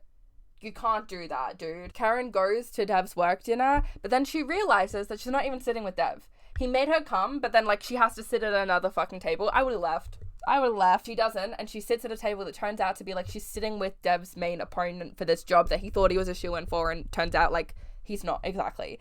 They're looking for a press secretary job. That's his job. Thank you. Ashley's notes. Karen like flirts with him and trying to like be on her sexy shit. Tells him that she's in Marilyn the Musical, and someone else is like, are you playing Marilyn? And she's like, yes, I am. And that's really funny, and I like that moment. Good for you, Karen. She basically flirts with this guy till she gets information out of him, and then she jokes about Dev and RJ to Dev, and the girl's like, I'm kidding. I know there's nothing going on there, but she just bugs me. They get in a taxi on the way home, and she tries to fuck Dev in the taxi, and bit much, but you do you, I guess. Good for you, but also like there's no partition. Respect that taxi driver just doing his job, please. Tom and the lawyer, his lawyer date, have sex for the first time, and they both start laughing, and they both are like, that was really, really bad. And it's really sweet, and it's like they clearly like each other, and I think it's really sweet and really nice to like see people communicate about having a bad first time together, because like, yeah, your first time with people, sometimes it's bad, but that doesn't necessarily mean that you're incompatible, especially if you like each other. And I think it's a really, really sweet thing to show on television, and it's really nice to just see people like healthily communicate that to each other. I really like it. Julia eventually kicks Michael out of her apartment. Finally, she's like called like 3 taxis for him that keep canceling, but she finally gets one who is willing to come and pick him up. She tells him like no, that she doesn't want to engage in anything again, And he says that he wants to be with her. And he sings her a song that I always think is Your Song by Elton John, but it's apparently a song called A Song for You by someone else. And it just clearly sounds like a Your Song ripoff. And it's wild. I can't believe this is a real song that exists. Julia still tells him to go home at the end of the song. But then Michael ignores all of Julia's wishes and kisses her. And she doesn't stop him. And Leo, her teenage son, sees from the fucking balcony. We open the next episode with Ivy singing Let Me Be Your Star to herself in the mirror, which I'm obsessed with, but her voice cracks. Oh no. Eileen is still struggling to secure investors because that's her whole fucking plotline on the show, but they are all seemingly interested in coming to the workshop at the very least. Karen is getting overwhelmed by the constant changes in like the script and the choreography and just like everything in the production, and the other like ensemble members like joke with her that it won't stop until after the last preview, which is absolutely true. When you're in like a developing show, I'm pretty sure changes very, very drastically that you have to learn like day of are just like very, very commonplace. So hopefully she adjusts quickly or she'll struggle. Derek is like hounding Julia about the missing pages, which I hate him, but that's quite fair. The workshop is in mere days, like they have an audience so soon, and Julia like still has not finished the fucking book of this show. Tom, bless her soul, does try to defend Julia, but like it's bad. She needs to get her shit together and work on it. Ivy goes to rehearse in the actual rehearsals, Let Me Be Your Star again, but her voice is officially gone. So they're maybe fucked. Michael, bane of my fucking existence, tries to tell Julia that, once again, like, there's just some moments in the script that I would love to go over after rehearsal, and Julia's like, no, we can talk about them in rehearsal tomorrow. Michael tries to insist on them getting coffee to talk about it, but Julia's like, tomorrow in rehearsal, which is exactly what rehearsal is for. He's like, I don't want to take up rehearsal time. If you have acting notes, that's where you should voice them. At work. You're an actor, it's your job, you should talk about that at work. Ivy has to take at least the day off, and everyone, mostly Derek, but everyone kind of goes into panic mode because the workshop is in a week and Ivy's voice is gone. They question putting Karen into the role as Marilyn, and Karen overhears this, which is bad, but Ivy gets prescribed prednisone, I think I'm saying that right, from the doctor, which is like it's a steroid for your voice. I think it's what Jeremy Jordan took before the Greatest Showman auditions. But Ivy has bad reactions to drugs, so she doesn't really want to take them, which is fair. Her health and well-being is more important. Frank gets home from his workers retreat. So Julia, please God, stop cheating on your husband. I beg of you. Ivy takes the prednisone because she gets peer pressured by Derek primarily into doing it, but she immediately starts having a bad reaction to it. She tells Derek about the fact that she's having a bad reaction to it, but Derek just asks if her voice is good, and she's like, well, yeah, my voice is better, and he manipulates her by basically going, look, if you can't take the prednisone, then we'll just have to put Karen into the role, which he knows is like Ivy's worst nightmare. He's not supportive, he's not comforting, he just goes, you have to take the drugs that you're having an adverse reaction to, or I'll put your enemy and into your role. Jessica gives Karen like a bar mitzvah that she was meant to work, just being a little singer there. She mentions that like Ivy originally gave Jessica the gig, but now Jessica's busy, so she gives it to Karen. Michael keeps harassing Julia to talk to him, and Julia is still trying her fucking best to evade him. And then Michael has the gall to say that if she doesn't talk to him, he'll make a scene and then everyone will know, which is fucking horrendous and so manipulative. He's just blatantly manipulating her to pressure her into seeing him. So that's cool, even though she's like adamantly saying, I do not want to see you again, I don't want anything to do with this. He's just not taking that as a fucking answer. Cool. Karen asks Dev for outfit help for the bar mitzvah because she doesn't know what really gets worn there, and Dev just is horny and there's like, you look so sexy in all of them, and I just hate it. It's inappropriate, and she's asking for like genuine advice, and I hate him. Julia comes clean to Tom about the fact that she kissed Michael, and Tom has like my favorite response ever, which is like, big kiss or little kiss, and then Julia's like, big kiss. Thomas like, Julia, and she goes, he's saying to me, and I hate it. I hate it. That sounds stupid and ridiculous, but like I've used that exact. I've said that when hooking up with people I maybe shouldn't have hooked up with, so who maybe weren't great for me. So like, oh, I get that. It is a weakness that people have, and I have it. But apparently the song he sang to her is a real song called A Song for You, and not just a fake smash version of Your Song by Elton John, which is insane. Tom goes, I probably would have kissed him too, but I'm not married. And I love Tom so much. He's trying to like empathize with Julia and be like, I get it, I understand, but also you're married and you have this responsibility to your husband and family. He's trying to be supportive while still like encouraging her to do the right thing. And I just love him. I think he's in such a tricky position as a friend to try and guide Julia on whatever she's going to do in this scenario. But I think he does such a good job and I love him. We then have the introduction of one of my favorite locations in the show, Bushwhack. It's a bar that I assume is in Bushwick. It's this little like kind of run down, like Eileen's used to like really fancy people bars, and she loves Bushwhack. They have games. Eileen loves it there. She loves the darts. And Eileen loves the big buck hunter game, which is one of those like gun games. Just love seeing Eileen with a gun. We see Ivy at home, and we have one of my favorite pop song covers on the show. Occasionally this show will have covers of pop songs sung in like musical theatre styles, usually by the actors, and usually they're sung in these like fake glee kind of scenarios where they're just walking about their day, singing presumably in their head about them. Unlike most of the songs for like the musical that are diegetic, these are just thrown in. She sings Who You Are by Jessie J, I believe, and I was obsessed with this cover. It's on the CD soundtrack. I was obsessed with it when I was a kid. Really funny moment where like one of the lyrics is like whoa, and like the visual of Megan Hilty going like whoa just really tickles me. And at the end of the song, Ivy's like, oh my god, I'm fine, my voice is back and I feel okay. But then she fucking hallucinates Karen as Marilyn in the mirror being like, if I were you, I wouldn't be so sure of anything. So she's hallucinating. Tom goes to a small party with his lawyer boyfriend, and I legitimately can't remember his name. I legitimately don't even know if we've set a name for him at this point in time. I have to assume that we have, and I've just missed it, but I really don't know the name of his lawyer boyfriend. But he goes to a little party with him. It's like chatting with the lawyer's friends, and they mentioned that the lawyer has only just come out to his mother like the past year. Then Tom gets a call from Ivy, where Ivy's like, I've hallucinated, and he bails on his date to go and check up on her because he's a good friend. And it turns out that Ivy also called Sam, so Tom and Sam are both at Ivy's apartment going to take care of her. I love these friendships. Tom texts Karen that they may need her in rehearsal, but to be discreet about it because he obviously hasn't said anything. He's just learned that Ivy has been hallucinating, so he's going to advise her to get off the drugs. Michael oversteps every line of boundary, shocking, and calls Julia at her home. Frank answers the phone, her husband, and he's being friendly with him and like making legitimate small talk, and it's like, I miss you, we should get a beer, and like it makes me feel sick because Michael is just exploiting this poor family so much. And at this point in time, like Julia has done the wrong thing, but Julia at every point in time was trying to set boundaries that Michael overstepped and ignored, and it sucks a lot. And Julia's trying so hard to to put a stop to it and to stop doing the wrong thing, and Michael's just harassing her. We cut to Michael's end of the phone call, and like he's inviting Julia to the rehearsal space that night, and then his wife is like, who are you on the phone to? And he's like, oh, my sister. It's like, if you have to lie to your wife and say that you're on the phone with your sister, you should know that you're doing something wrong too.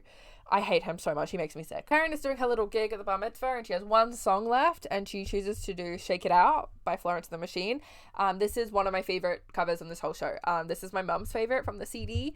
Catherine McPhee's voice just sounds fucking gorgeous on this. I don't watch this and go, yeah, she's perfect for Marilyn, but I watch it and go, oh, she's phenomenal, and I understand why she would be incredibly successful in this industry, but I still don't think she's right for Marilyn, which I think this scene is trying to be like, look what a good Marilyn she would be. And it's like, okay, the song is perfect for her voice, but I don't think she would be a good Marilyn still. At the end of the song, someone comes up to Karen and gives them a business card, and it's like, hey, my friend wants to talk to you. Gives her a business card for their friend. Julia, unfortunately, goes and does meet Michael at the rehearsal space like he invited her to. She steps in and just goes, you cannot call me at home.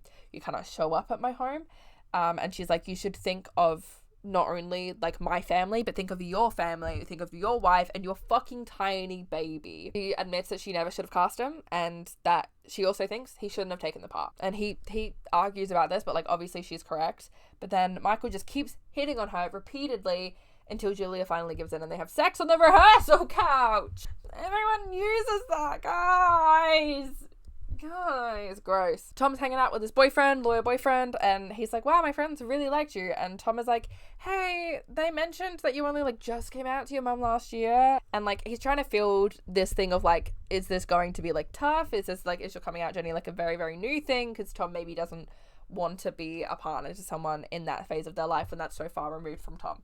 Complicated, but like understandable. People have boundaries. But then it turns out his lawyer boyfriend is like, no, I did come out to my mum last year. I've been coming out to her periodically every year since I was 8.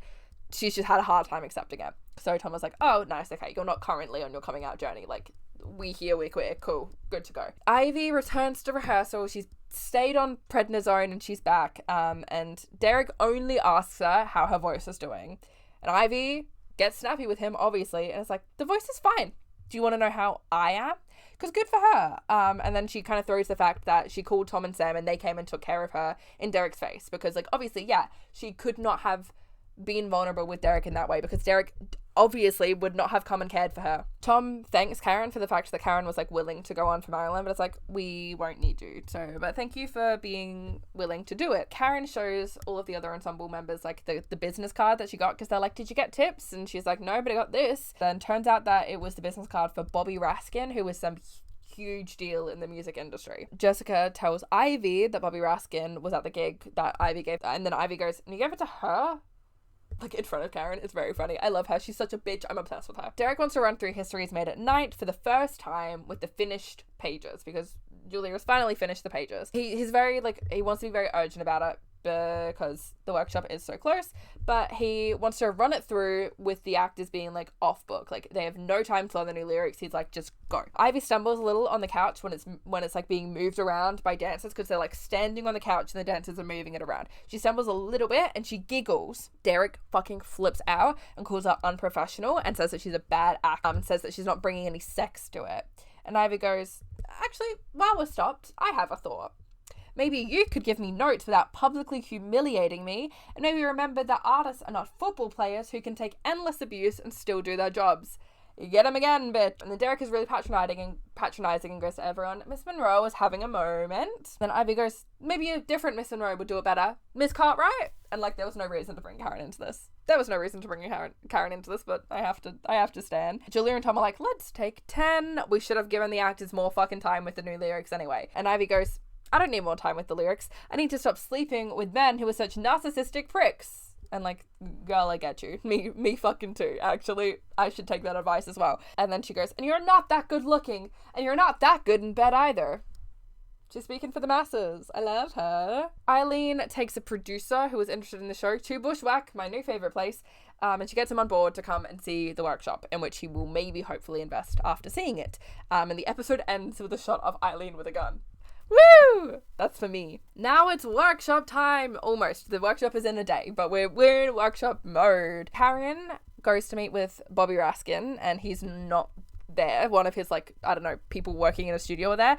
She records a demo of Brighter Than the Sun by Kobe Calliot for this guy. I don't really know how producing works. And he was a real dick to her when she first showed up, and because she's like, are you Mr. Raskins? And he's like, no, and treats her like she's an idiot. But then she sings Brighter Than the Sun by Kobe Calliot, and then he's like, I think I'm in love with you, because the show really has to shove it down your throat just how brilliant and talented Karen is, but they need to remind you at every point in time. And I honestly think it's because the show knows that as an audience, it's evident to us that Ivy is the better choice, and they need to try and have, like, a lot of in-universe reminders of, like, no, Karen is this huge talent and everyone's obsessed with her, because they don't have faith that we would actually come to that conclusion on our own when Ivy, the better choice, is right there. Karen goes to rehearsals after this, but then gets called back to the studio to work for Bobby Raskin again, so she leaves the rehearsal for a few hours to go work. The heating in the building is broken, and Eileen is struggling. She's trying to get anyone who works in the building to go fix it, and just no one is doing it. Ivy arrives at rehearsals with her mother, who is played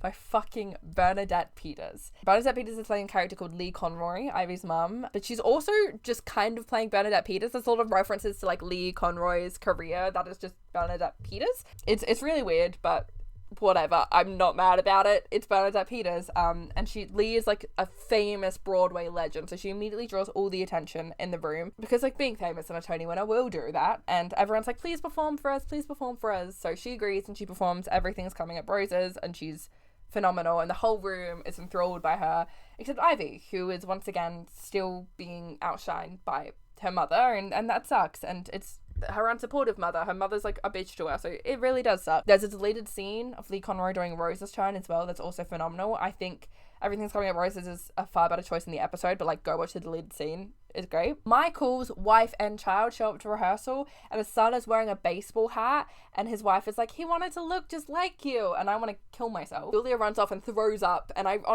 relate, babe, I relate. Tom runs after Julia to check up on her because he's a sweetheart, and Julia admits to Tom that she slept with Michael. Tom is very evidently disappointed in her, but he's like trying to navigate how to approach it as Julia's friend and like working partner and a support system for Julia. Julia says that she needs to go home. She can't be there, and Tom is like, okay, go.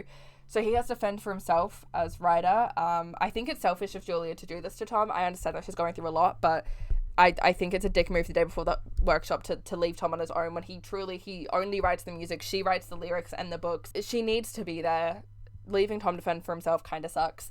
But Tom agrees to do it because it's how he can support Julia in this moment. Everyone's mad at Julia for leaving because the book needs work and the workshop is tomorrow. Tom tries to help out, but that's not what he writes, so he can't, and that's fair, but bless his soul. Ellis overheard about Michael and Julia's affair, and he tells Eileen. Eileen tells him, I won't pretend that this information isn't useful, but if I hear you've repeated this to anyone else, you will never work on this production or in this town ever again. Because she's a classy fucking businesswoman. Julia gets home and finds Leo smoking weed again in his bedroom, not even on his, like, I think he has a balcony, not even out there, just smoking it in his bedroom, like hotboxing it, truly. Julia obviously gets mad at him, and Leo retaliates by admitting that he knows that Julia and Michael are having an affair. His exact words about it I think it sucks, and I think you suck. And it's insane that a 16-year-old would say that. Again, if this character was like 10, this dialogue would work better. We get a glimpse into Ivy's home life with her mother and that dynamic, and her mother is just incredibly condescending and cold. They're watching a Marilyn movie together, and her mom literally goes like, look at all that magnetism. I don't know how you're going to pull that off. It's the day before the workshop. Maybe be like, oh my god, look how fantastic she is, and you get to play her. You're gonna do amazing, sweetie. Have some faith in her as a mother. Jesus Christ. She tells Ivy that Ivy's nervous because unlike Lee Conroy,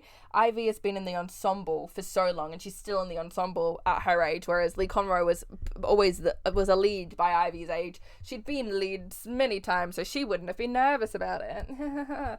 Ivy's like, no, I'm nervous because of the prednisone. Like, I have bad reaction to the drugs I'm on. They're giving me anxiety. Eileen goes back to the bushwhack and is venting about her problems with the heating, and the bartender there gives Eileen the, like, number of a seemingly illegal plumber. She doesn't care that it's kind of illegal, though, and she's like, okay, yeah, get him out. We're gonna fix this. They go down in the morning of the workshop, and, like, Eileen truly, like, smashes the lock on the door with a wrench so he can get in and fix it. It's quite funny. The morning of the workshop, Karen gets a call from Bobby Raskin that he wants to meet her that day, and everyone calls her like crazy to like prioritize the workshop. They're all like, leave, this is a workshop that you're barely getting paid for, go fucking take this opportunity with Bobby Raskin. But she chooses to stay, and she chooses to be an Ireland musical, and instead she's finally for the first time showing attachment and care and want for this production. Julia once again tries to break things off with Michael, but he won't let her. He just won't let her get free, even though she clearly does not want to be with this man. Derek makes them run a scene together to try and like fix some of the dialogue in the scene, and they end up using it as a way to have like a heart to heart like as themselves, and they end up using the dialogue that they say, but Michael tells her that she's lying and denying what their relationship is, and Julia says that she's not his to command, she's not his at all. At one point during the chaos of this kind of scene, Eileen tells Derek that he's truly a good enough director to justify his behavior, and I'm gonna have to disagree on that point, Eileen. An agent who someone says represents 3 stars who would be perfect for Marilyn shows up, and Ivy overhears like all the ensemble members saying that, so she's clearly upset. She's nervous beyond belief, and like especially with the condescensions from her mother, she's terrified and petrified.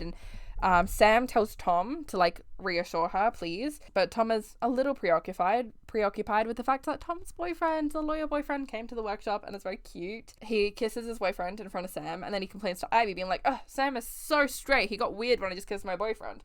And Ivy is like, Tom, Sam's gay.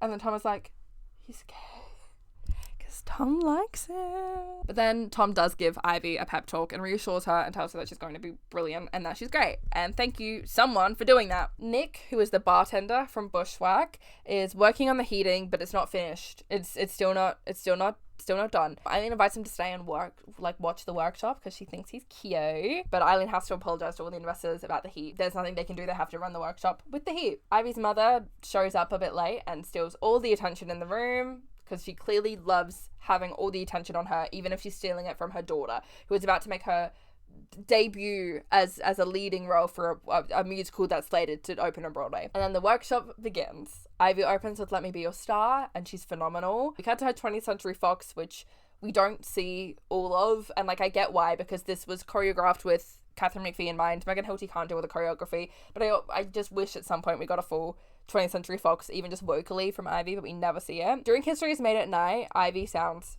beautiful. She sounds phenomenal, but she stumbles a tiny bit when she's stepping off the couch in the choreography. She recovers instantly. She keeps going. And then during National Pastime, she has a slight slip again. There's a moment where the baseball bats all form a diamond and she's meant to sit on it and be carried back, but she slides off a little bit, and rather than hitting the note being carried, she just stands and hits it, and she plays it off very well, and she still fucking hits the note. She belts the last note perfectly, and then Karen, who was standing on a podium just doing ensemble vocals, falls off and into a bunch of instruments in the corner.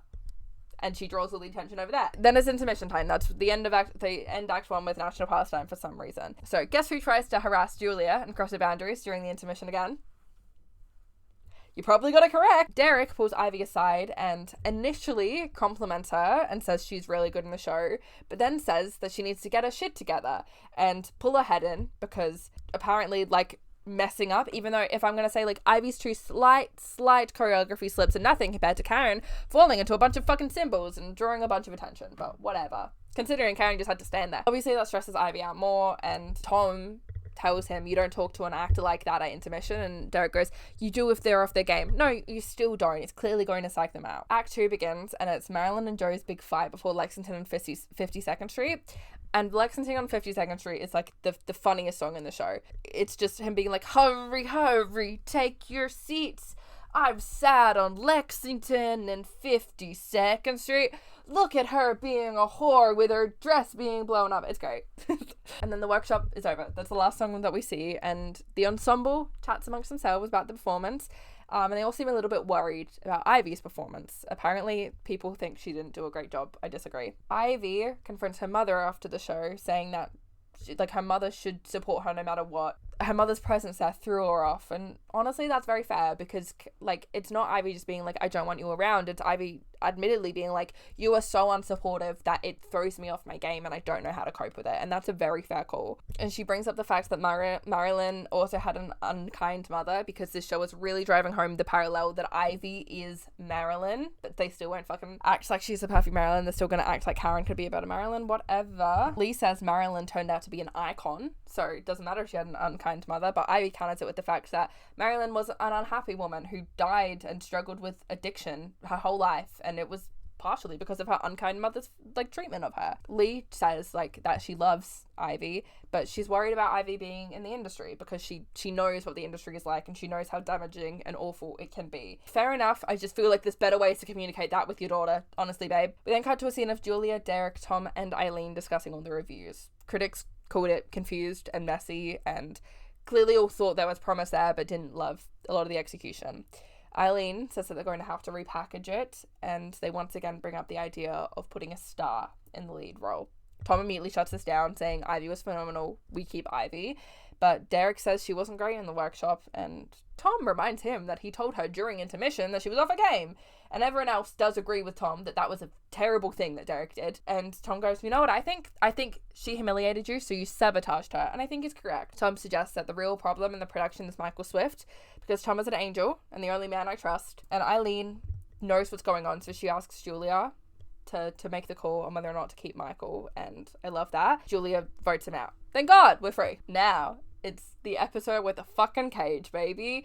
To all the fellow Smash obsessed people, we're here. We made it to the cage episode. Strap in. The workshop is over, and we're now dealing with the aftermath of it. Marilyn the musical seems to be stuck in limbo because they're waiting on final calls from producers to find out how they can get the show to out-of-town tryouts, how they can keep it running and keep it alive. The entire creative team, though, is avoiding everyone. They're refusing to talk to anyone or give anyone updates on what's going on, including like all of the cast and crew and all the people who are working on this damn thing. Except Derek talks to Karen. She meets with him and he reveals that him and Eileen are working with different writers. Ryan fucking Tedder from One Republic and of I Know Places by Taylor Swift fame. They're working with that Ryan Tedder, and they want Karen to work on a number with these new writers, Ryan Tedder, for them. In secret. She can't tell anyone. She especially cannot tell Julia or Tom. That should raise alarm bells in her mind, but she apparently doesn't understand that that's quite insulting and shady, because Karen is just like insufferably like a goody two-shoes who would never think that that would be a wrong thing to do. Karen is also really anxious around this time because she keeps making attempts to connect with Dev, more so to kind of like repair their relationship, which feels a bit distant, but he keeps blowing her off for RJ, that hot press lady he works with. She tries to make him curry, and like Dev is kind of mean about it and just goes to dinner with RJ instead. And it turns out that RJ has some dirt on Dev's rival and opponent for the press secretary job. It turns out that guy was inappropriately texting a minor. In order to make a character seem like a better guy than Dev, we have to have them text a minor.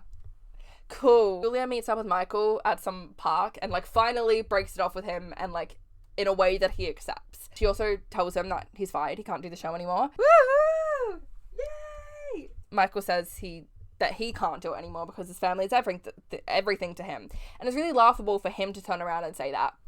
You didn't give a fuck about your family at any point in time, or Julia's, so fuck you. We also see Leo have his court date for the weed, and Tom's lawyer boyfriend is there defending him and like saves the day, and he gets off. Everything seems okay. The adoption process seems okay. Eileen's daughter is in town, who is played by apparently Meryl fucking Streep's daughter, which is wild because she's not a very good actress in this episode. Sorry. There's nothing for the character to do anyway, so I don't think it's her fault. But turns out Jerry is using him and Eileen's daughter as like a weapon in their divorce, but the daughter is like very much so on Eileen's side. Eileen shows her new apartment that she's just bought without Jerry, and it's like completely empty. And she's like, I like it this way. And her daughter is like, that's insane. I'm gonna decorate for you. And the daughter is basically in town trying to help get Jerry to invest in Marilyn the musical because she doesn't understand why Eileen would be having like problems with funding and Jerry wouldn't help out with that. But what I don't understand is she keeps saying like, Jerry's giving me millions of dollars, but he can't help you out. And I'm like, well, if he's giving you millions of dollars, why can't you invest in the musical? Ivy's like losing her mind with like stress and anxiety and grief over not hearing from anyone about the show. Like not even Tom is talking to her. So everyone takes her out bowling. It's very Glee coded and I kind of love it. Derek and Eileen invite Tom, Julia, and Eileen's daughter to this secret warehouse where Karen and Ryan Tedder and Derek have been working on this new number. So they're going to play it for all of them with Karen, and Ivy finds out through Ellis, who has been spying on Eileen, that this is happening at the warehouse. So she goes to the warehouse to spy as well. Karen performs Touch Me, which is this like dance pop song. It's like got some techno beats. She's in like this like white sheet dress, and it's this song of her. She's like dancing on a bed, and all these like dancers with masks on turn it into a cage, and it like ends with Marilyn's overdose. It's this very like sexualized song about like her initially like loving all the attention from masked strangers and then them overstepping and her getting unhappy and then killing her. I think this song was like actually produced by Ryan Tedder, and I'm very embarrassed by how much I unironically loved this song as a kid. Tom and Julia are obviously livid that Derek and Eileen have gone behind their back to write new music with someone else for this, but not only that, it was also bad. Like it wasn't even good in the end, so they're really mad about that. That's the worst part of it all. Eileen's daughter is also mad at Eileen that Eileen would do that to her longtime collaborators who have always been kind to Eileen, and she calls it toxic garbage, which is accurate, but it's my emotional support toxic garbage. Eileen apologizes to Julia and Tom, and Karen also apologizes profusely and acts like she didn't know she was doing anything wrong, which kind of infuriates me because there's no way a woman in her 20s is that naive and can't see the inherent problems with doing that to people. Derek says that Julia and Tom are obsessed with writing this idea of Marilyn as this girl next door when the reality of Marilyn was darker and more sexual. And I agree with that to a point, but I just, like, I don't think we need to infantilize Marilyn to make her more sympathetic. But she was sexualized so much in her life that, like, I don't think we need to sexualize her further in her death. I don't think we need to sexualize her further in this musical that's just meant to be a celebration of her life. And, of course, it's the straight male predator in the cast that is the one who thinks we need to sex up the story. So, cool. It's also clearly not a song that's meant for Broadway, which is maybe an Easter egg at Derek's future involvement with Hit List. Who knows? Ellis tells everyone that they're going to have a big meeting where they'll discuss the future of the show, and makes everyone walk out except for Tom and Derek, who are left alone in the room, and they have an argument, and it's my favourite scene in the show. Derek tells Tom that Marilyn wasn't some sweet little gay fantasy, and emphasises that they need to address that she was an addict, sex icon, and she was suicidal. I don't know how much of it was in the show at this point already, but like, we already have a lot of that in the musical, or at least in future parts of Bombshell that we see, without it feeling gratuitous or offensive to Marilyn's memory, unlike what Derek wants to do. And Tom brings up the fact that a show they worked together only years ago bombed, and the only thing that the New York Times spoke positively of was Derek's direction, and Derek went around then trash talking Tom and Tom's work to everyone in town. Tom says the only reason that the Times director was nice to Derek's work was because the Times director was sleeping with Derek's dad, and everyone knew. He also calls Derek a homophobe. King. Derek has been homophobic at many points during the show. Didn't really want to bring it up, but he was doing that. Ivy confronts Karen outside the warehouse and just throws major shade at her, which I kind of love. And she goes, yeah, I totally understand why you'd stab Tom and Julia in the back. At the meeting, Eileen tells the groups that the show is going ahead with the same creative team, but they need a star. So Ivy is no longer Marilyn. Tom tells Ivy, and it's fucking heartbreaking, and when she gets home, she sings "Let Me Be Your Star" to herself in the mirror, and it kills me. And then to make matters worse, Derek shows up to her apartment and apologizes for the workshop, which I think is too fucking late, but Ivy forgives him, and she sleeps with him again nonetheless. And I can't say that I'm any better than her, but Ivy be better than me. Marilyn the Musical is officially back on, but the cast don't really know what they're doing yet. Ivy and Karen are both trying to find other work out in the world because they don't really know what the future of Marilyn the Musical is. They're both going to audition, and Karen tries to get some shifts at the cafe that she was working at before, and Ivy goes back to Heaven on Earth. Tom is trying to find time to see his boyfriend, and when his boyfriend mentions that he's going to a friend's fundraiser, Tom is like, I'll come along as eye candy. And his boyfriend is like, I don't know if it's your scene, it's pretty political. And Tom jumps in being like, I don't mind talking about politics because the things those Republicans are doing is despicable, especially to the arts. And then his boyfriend goes, it's a Republican event. I'm a Republican. Tom, get out of there. Ivy and Sam get either breakfast or lunch. I'm not entirely sure together. They get a meal together in Times Square. This show always has characters eating together in Times Square, which is insane, and I feel like not something anyone who lives in New York would do. But during this undisclosed meal, Ivy pulls a whole fucking menu of different pills out of her bag and places them on the table. Do you get it? She's having a pill problem because she's Marilyn Monroe. Sam obviously questions it, and Ivy explains that she had side effects from the prednisone, so she was put on some other stuff, and then it basically spiraled out of that, and she's just trying to get a hold on everything, and she's like, don't judge me, I've been under a lot of anxiety lately. And yeah, baby, you can say that again, you have been. Eileen, Derek, Tom and Julia all discuss potential stars to bring onto the project, name dropping Kate Winslet and Anna Paquin amongst Rebecca Duvall. Derek throws a hissy fit about how his idea got rejected when Tom and Julia didn't even have a finished script yet. He's like, I tried to work with Ryan Tedder from I Know Places by Taylor Swift, and you don't even have a finished script. And I kind of see where he's coming from, but shut the fuck up, Derek Wills. Eileen wants Tom and Julia to come up with a new name for the show. She was basically like, you guys, come up with someone you want. Ivy arrives late to an audition after, she's on the subway and it breaks down, and as she's leaving, she runs into Karen, who, she overhears all the casting people being like, wow, that was great, she nailed it, which is the exact opposite of their dynamics from the pilot, which is kind of cute, but turns out it's an orange juice commercial that Karen's booked. Julia and Tom bring up Tom's boyfriend while they're brainstorming people to cast. They start chatting about his relationship, and Tom says that him being a Republican is a deal breaker, which fair, it can and should be. If that's a deal breaker for you, that's a deal breaker for you. But Julia is like, nah, give him a chance, you're not that political anyway.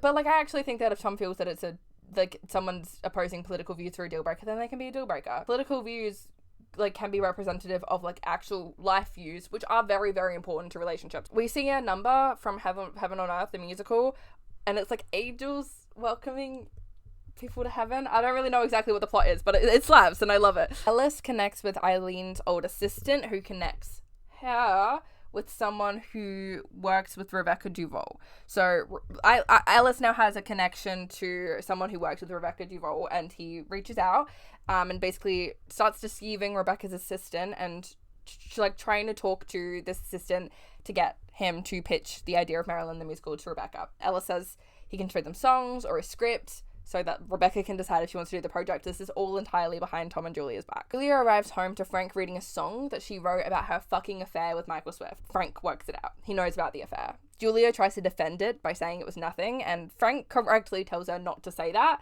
because, like, it was something. It was a betrayal of his trust. It was a betrayal of Leo's trust. It was a betrayal of 18 years of marriage. I like that he doesn't let her use that excuse. Karen films her commercial, and it's, like, completely green screen, including her hair and outfit. They have her in, like, a green morph suit.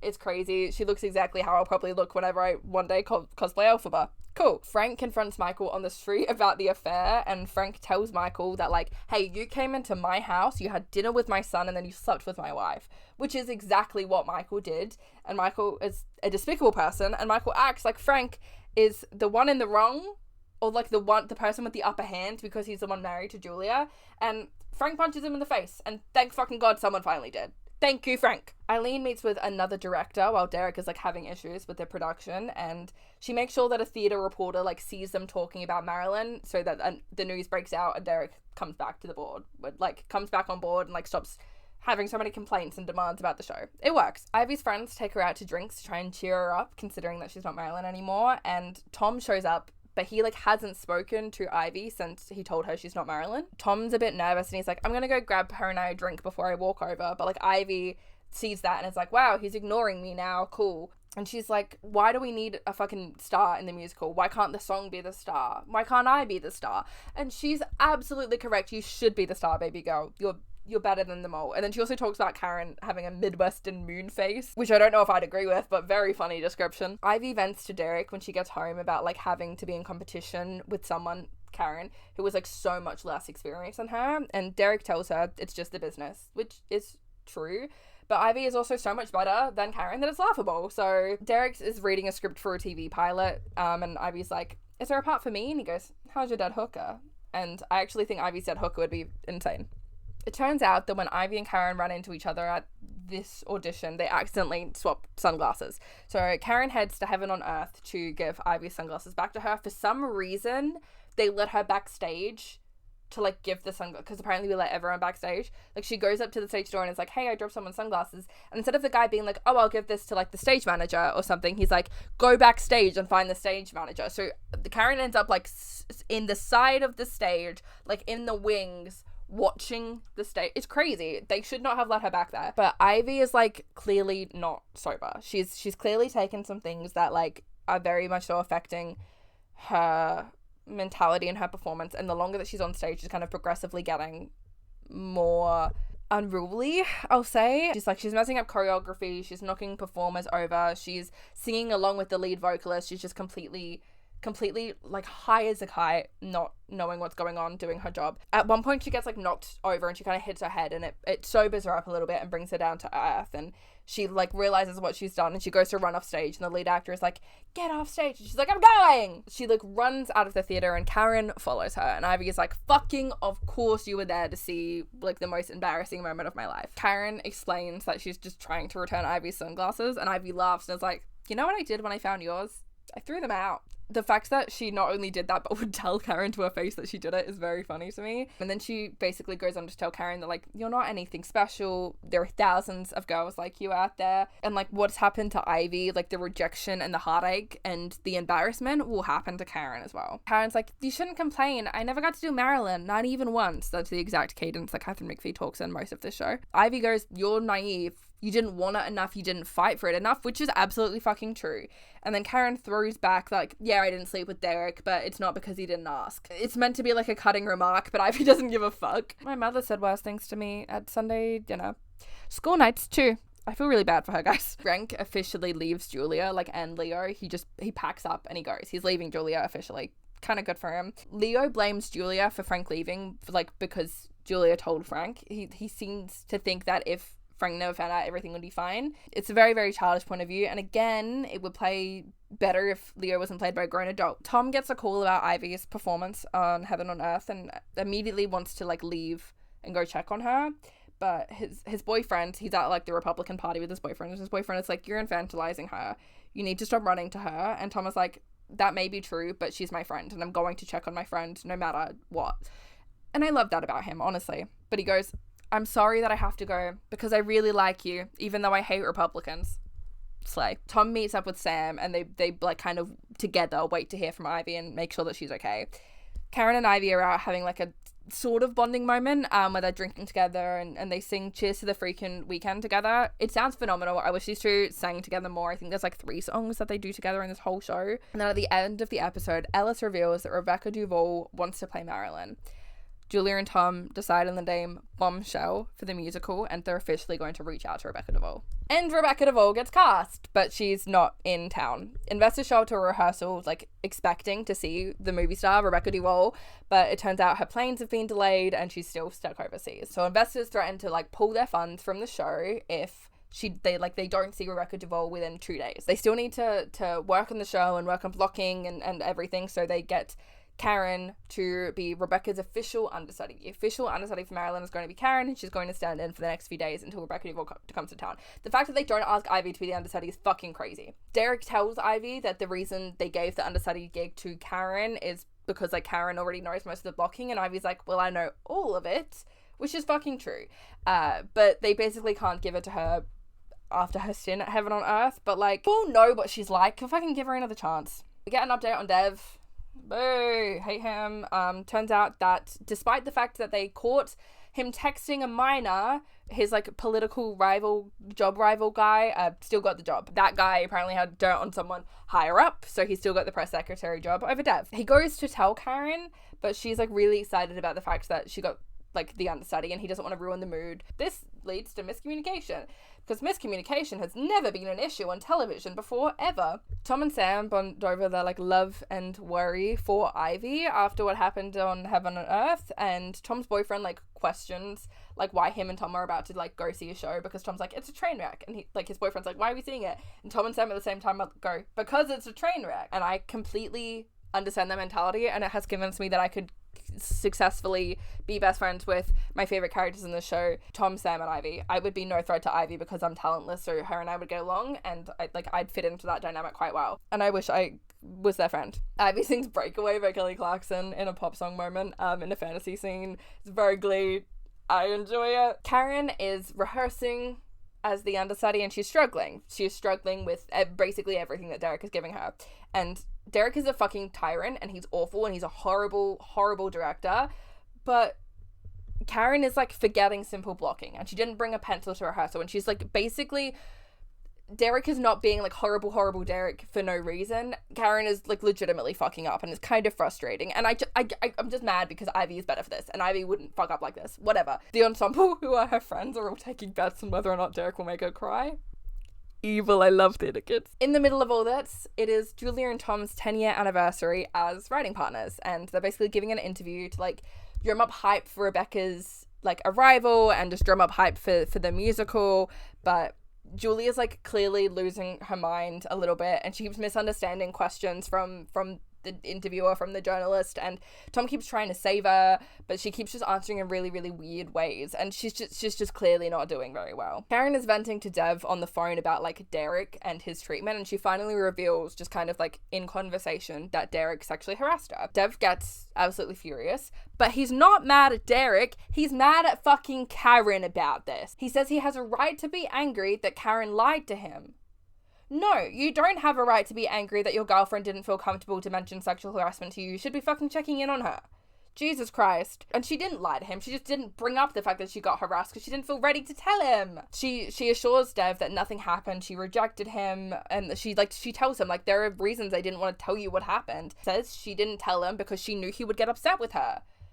Girl, please break up with him. I am begging you to break up with him. If you feel like your boyfriend is going to get upset with you if you tell him that you got sexually harassed, dump him. Dump him right now. Dev keeps having a go at her, and Karen stands up for herself, and she's like, I've been yelled at all day. I don't need to be yelled at home. Queen, good for you. Thank you. All of the investors are getting antsy about, like, not having Rebecca show up, and they're at Bushwhack with Eileen again, and Eileen vents to Nick about them all being shitty. Her and Nick are seemingly getting very close, and basically Nick is like, why do you need them? I have some cash from the bar that I can invest in the show. And then Eileen's like, well, I need like 2 million. He's like, I have some friends who can help. Derek vents to Ivy at home with Ivy at Ivy's apartment about how they can't block any more numbers because like they can't block any more Marilyn numbers. That's their lead role, because Karen is like a scared little rabbit, and Derek even calls her completely useless, which does feel mean. Ivy tells Derek to go easy on her. She says that Marilyn worked best with directors who like babied her, who were very, very kind and gentle to her, and I relate to that. And Derek is like, well, I didn't have to baby you, Ivy, but I would actually argue that you got her addicted to like prescription meds instead, so maybe you should have babied her. But basically, because of this, we get one of my other favorite songs in the show, Don't Say Yes Until I Finish Talking. It's about like some studio executive. Tom stands in. It's an excuse to have Christian Bale do a number. It's phenomenal. I love it so much. And Karen brought a pencil today. Wonderful. Derek is kinder to her. He's listening to Ivy's advice. He's like babying her a little bit, and it's getting better work out of Karen. And then later at drinks, Sam tells Karen about the bets that Bobby and Jessica were placing on whether or not she'd cry or get fired. He had no reason to tell her that. Sam is also a shit stirrer despite being the kindest soul alive. I love him. Ivy shows up for drinks. She like hugs Sam, and like Sam is like, what are you doing? And she's like, I know exactly what I'm doing. Talks nice to Karen. She gives her like a good luck gift, and she says that Karen should embrace being Marilyn and talk back to Derek if she wants to talk back to Derek. She's like, yeah, go with it. Talk back. Ivy's just forcing this divide in. She's a mastermind. She's a mastermind. Tom and Julia go to a community theatre production of Three on a Match, which is like the first musical they ever released, I think. They go for their anniversary, and when the performance concludes, the cast announces that Tom and Julia are there and they're honoured, and Tom goes on stage to make the sweetest speech to Julia ever, and he gives her an apron that like the whole cast signed from the show, but Julia gets overwhelmed and runs out of the theatre. Tom once again has to cover for her to these people, but he follows her out and he's like, hey, the cast and crew there are really nice people and you hurt their feelings. And Julia's like, I'm sorry, I didn't mean to. And then Tom goes, well, my feelings are hurt too, you know, like if you don't want to do this sentimental stuff anymore, then let me know, but I'm embarrassed. And then Julia finally tells Tom that Frank left her, and Tom softens and offers her comfort. RJ mentions to Dev that she thinks there's a job opening in DC that she could get him in for, and Dev immediately is like, no, I have to stay in New York because New York is Broadway and Broadway is Karen. RJ's like, I can't believe you haven't told Karen you didn't get the job yet, which is fair, and I can't believe that Dev doesn't think it's inappropriate that RJ knows things his longtime girlfriend doesn't know. Sam like confronts Ivy about like her plans, and she's like, I don't know what you mean. I love Marilyn and I worked so hard in it, and I'm a really nice person who just had a bit of a hard time.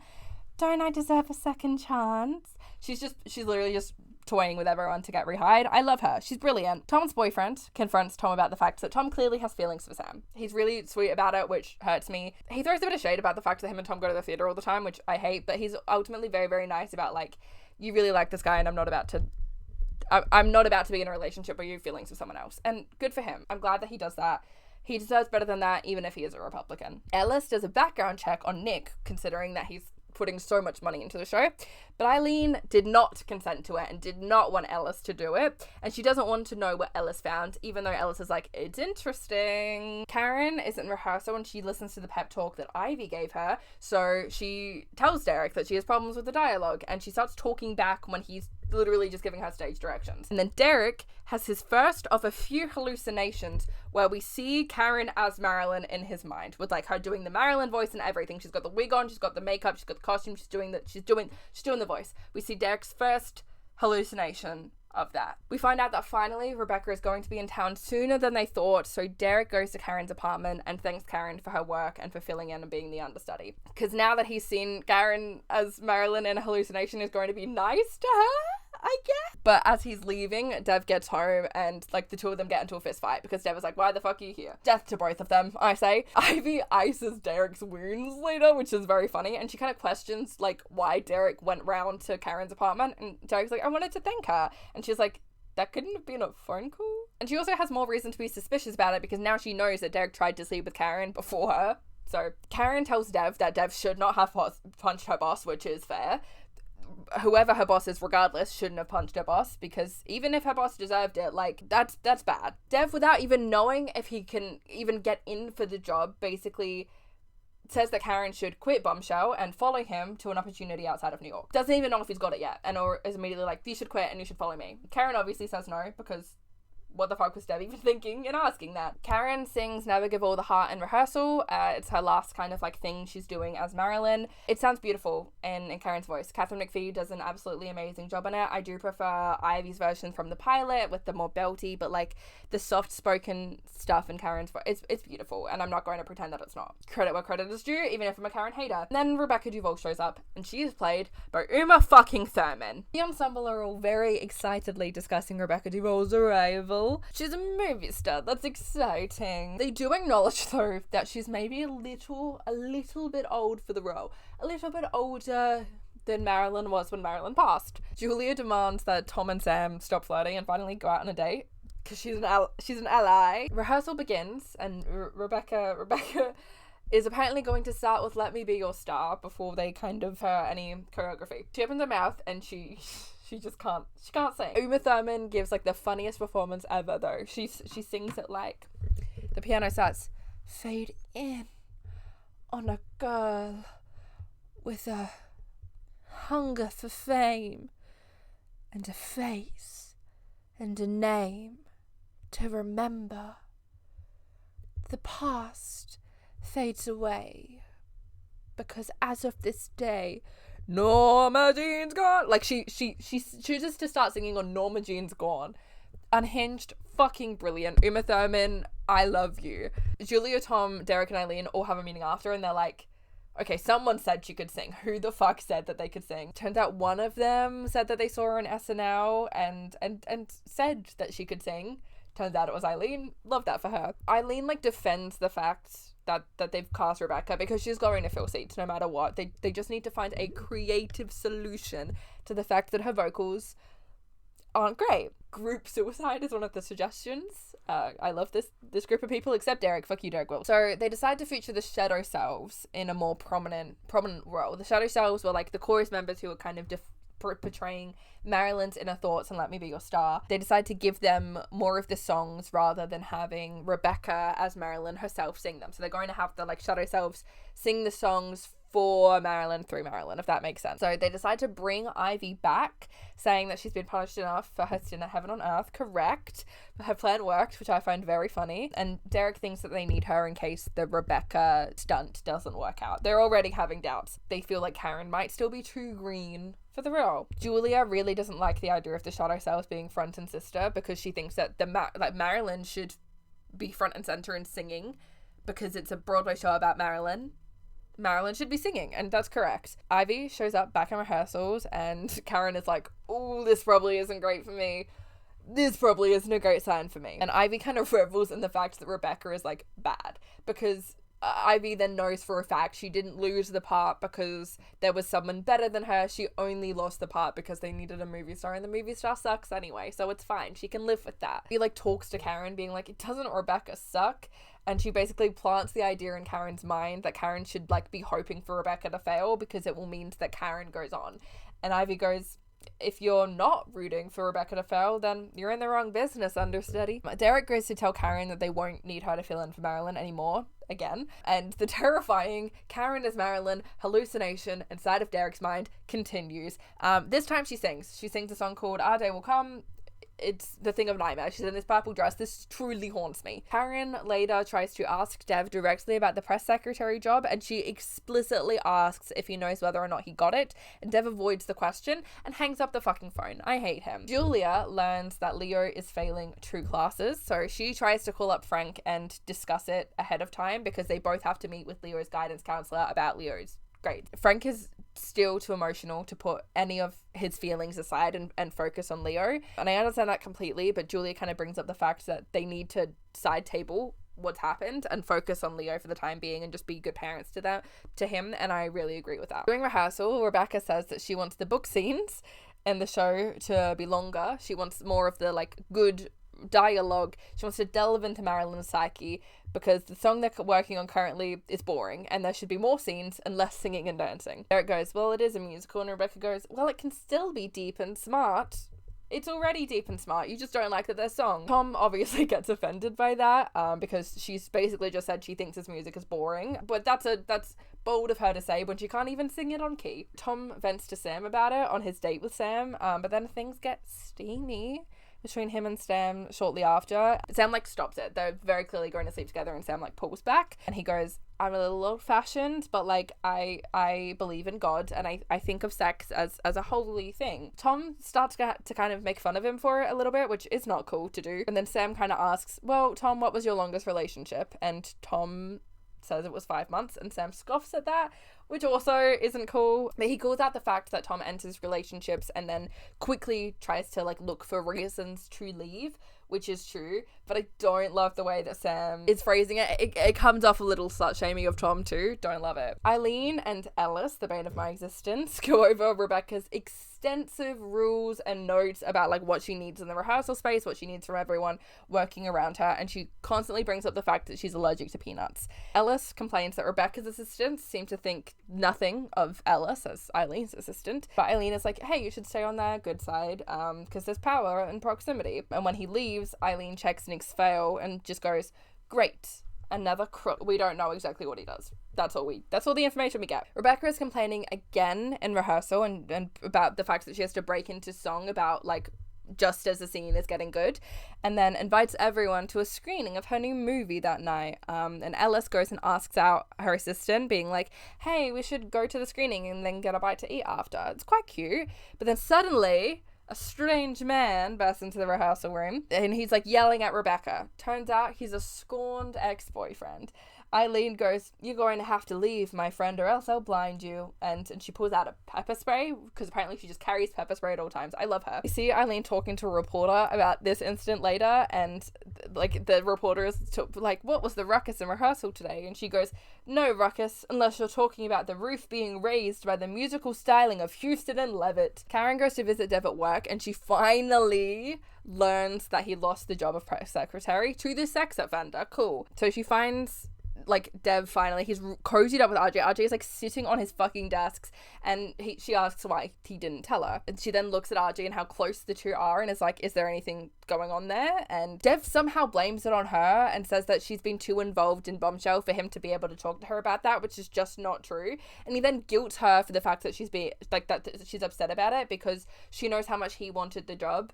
Fuck off. I hate him. Karen apologizes and then invites him to the screening of Rebecca's new movie. It's Casual Friday 2. Apparently Dev loved the first Casual Friday and she misses laughing with him. Rebecca requests a group powwow to further discuss how to deepen the script after she reads Julie's new pages, which she apparently loves. So she wants a group setting with her and all of the creatives, Derek, Tom, Julia, Eileen. Gang all meet and they discuss how she really is a good actress, but she can't sing. And Eileen is like, look, if she asks to expand more scenes, we're going to say no, thank God. They're all at Rebecca's place, I think, but she's just not there. She's running late.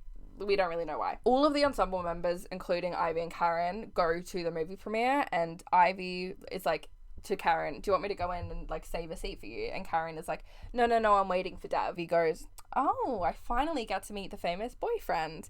And the two discuss the little fight she had with Dev, and the lights start flashing in the theater, and Ivy goes, gee, I hope he makes it on time. Looks like they're about to begin. Which is so bitchy because the lights are flashing. He's obviously not coming. He stood Karen up. She's such a bitch. I love her. Ellis thinks that he's on the phone to his girlfriend and complains about having to spend the night sucking up to that loser, as in Rebecca's assistant, but turns out he was talking to Rebecca's assistant. Ivy and Karen meet at the bar again halfway through the movie because Ivy leaves the theater being it's boring, and Karen is I'm just distracted. And Ivy goes, don't lie, she's annoying, we hate her. Laying it on a bit thick, Ivy. Karen and Ivy have a little Marilyn off about who knows the part better, and Karen goes, I know all the blocking and choreo now, and Ivy goes, I'm sleeping with the director. I've basically blocked the whole show. Yeah, bitch, Ivy's directing this. Karen reminds Ivy that Karen's still the understudy, and Ivy goes, well, when Rebecca goes down, everything is up for grabs. You're gonna have to pry that part out of my cold, dead hands. Karen calls her unstable, and Ivy laughs and agrees. I relate. She's so me for that. She's so me for that. Ivy then brings up Dev and the fact that he isn't there and jokes about him probably cheating, which understandably hurts Karen's feelings. And Karen goes, why do I even talk to you? You make me feel bad. And Ivy goes, wait, now I feel bad. let me get this drink. I love Ivy so much. Rebecca still has not shown up to this group session. It's been at least an hour and she's not there. And Julia and Tom just start talking about anything. So they discuss Tom's date with Sam. Tom kind of talks about the fact that Sam called out his commitment issues and talks about the fact that Sam is religious, because every show has to have like a Christian storyline in it. I swear to God, it's really odd. Rebecca finally arrives and she's like, okay, you guys need to stop being afraid to tell me no. You need to be honest with me. If they want to keep all their musical numbers in their entirety, then that's fine, but they need to work together with her to make them good. Okay, we need to lower the key in all the songs, and I'm going to get a vocal coach, and we're gonna change the tempo and dig deep, and we're gonna cut back on some solos, and it's really good. Like, she's clearly being proactive and trying to make this musical good and like compromise with them. It's very mature, and I think it's a great move. Frank and Julia finally do join forces to pressure Leo into actually like doing his homework and getting his grades up. There's still tension everywhere. It's still very awkward, but Julia goes, if you get a B+,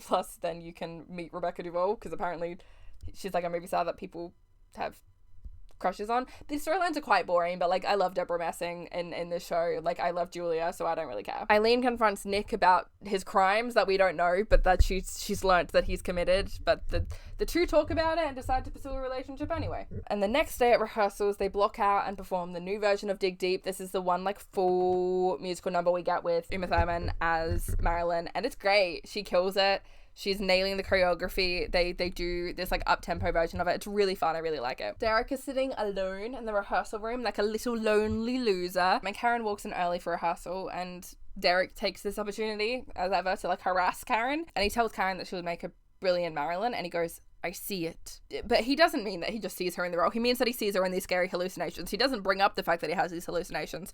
He probably should. She should get a restraining order, honestly. Ivy then arrives and is pretty annoyed to see Derek and Karen like talking amongst themselves. Fair, because even though Ivy's like, this isn't like a threat to her role anymore, she's still actively sleeping with Derek. She knows that Derek tried to sleep with Karen. Ivy and Ellis overheard this specific exchange, and then they basically join up in this moment to form this like spy duo to take down Rebecca, because they both think Rebecca is a bad Marilyn, and they both think Ivy should be Marilyn. Woo! Rebecca turns up late to rehearsal, and she complains about the fact that they want to run Mr. and Mrs. Smith, because she goes, I've done a lot of work on Wolf, because she has all these ideas for Mr. and Mrs. Smith that are going to require extensive work from Julia and probably rewrites. Because cool, you're allowed to do that as an actor, I guess. Ellis warns Rebecca's assistant that she thinks Rebecca is at risk of being replaced by Karen, so Rebecca invites Karen to hang out with her that night. Ellis gives Julia a note that Leo was staying at Frank's place during a meeting, and Julia goes, ugh, now I have to take notes on my failing marriage from him? Just fully slandering Ellis in his own workplace.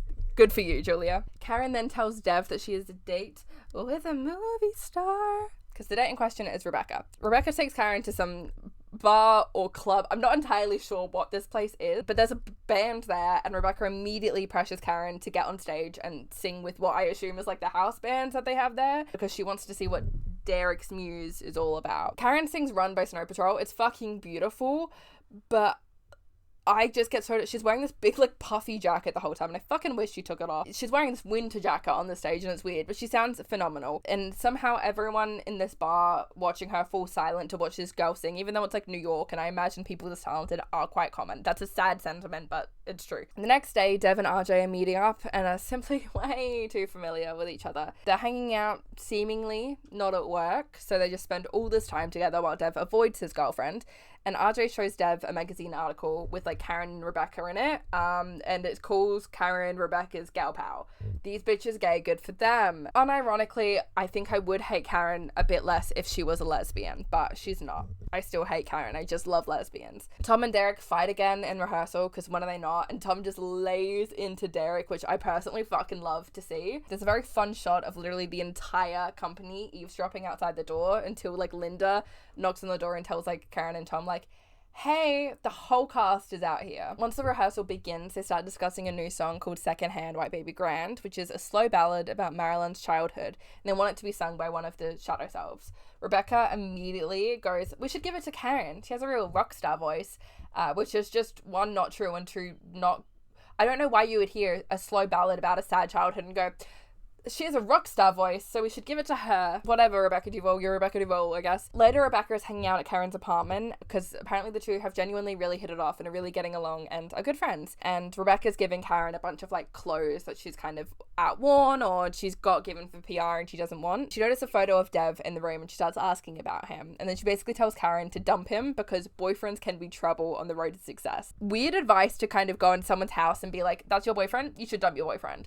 But correct, she should dump her boyfriend in this specific circumstance, so go Rebecca. There's a little montage of Rebecca and Karen like out on the town just to basically, I think, articulate to the audience how good of friends they're becoming. They're hanging out all the time and Karen is being introduced to kind of this celebrity lifestyle, this rich people lifestyle, and she seemingly loves it, and there's just more speculation on them being gay, and I wish she was gay. Karen gets home drunk and tells Dev like about all the free stuff Rebecca has been giving her and how cool that is, and Dev goes like, I didn't know they gave rich, like famous people free stuff. You're an idiot then, Dev, to be honest. Dev is clearly just very jealous of Karen's new friendship. Almost like he thinks Karen is gay and dating Rebecca, but no, just kidding. Actually, he's simply a terrible boyfriend who just doesn't like Karen having positive relationships outside of him. We see Julia and Tom writing the new song for the Shadow Selves at Julia's apartment, and Frank turns up at the door and is like, hey, I'm here to pick up Leo. And like Julia says, hey, Leo told me he was staying with you. Turns out Leo, the grown adult teenager, is missing. So they immediately report it to the police, and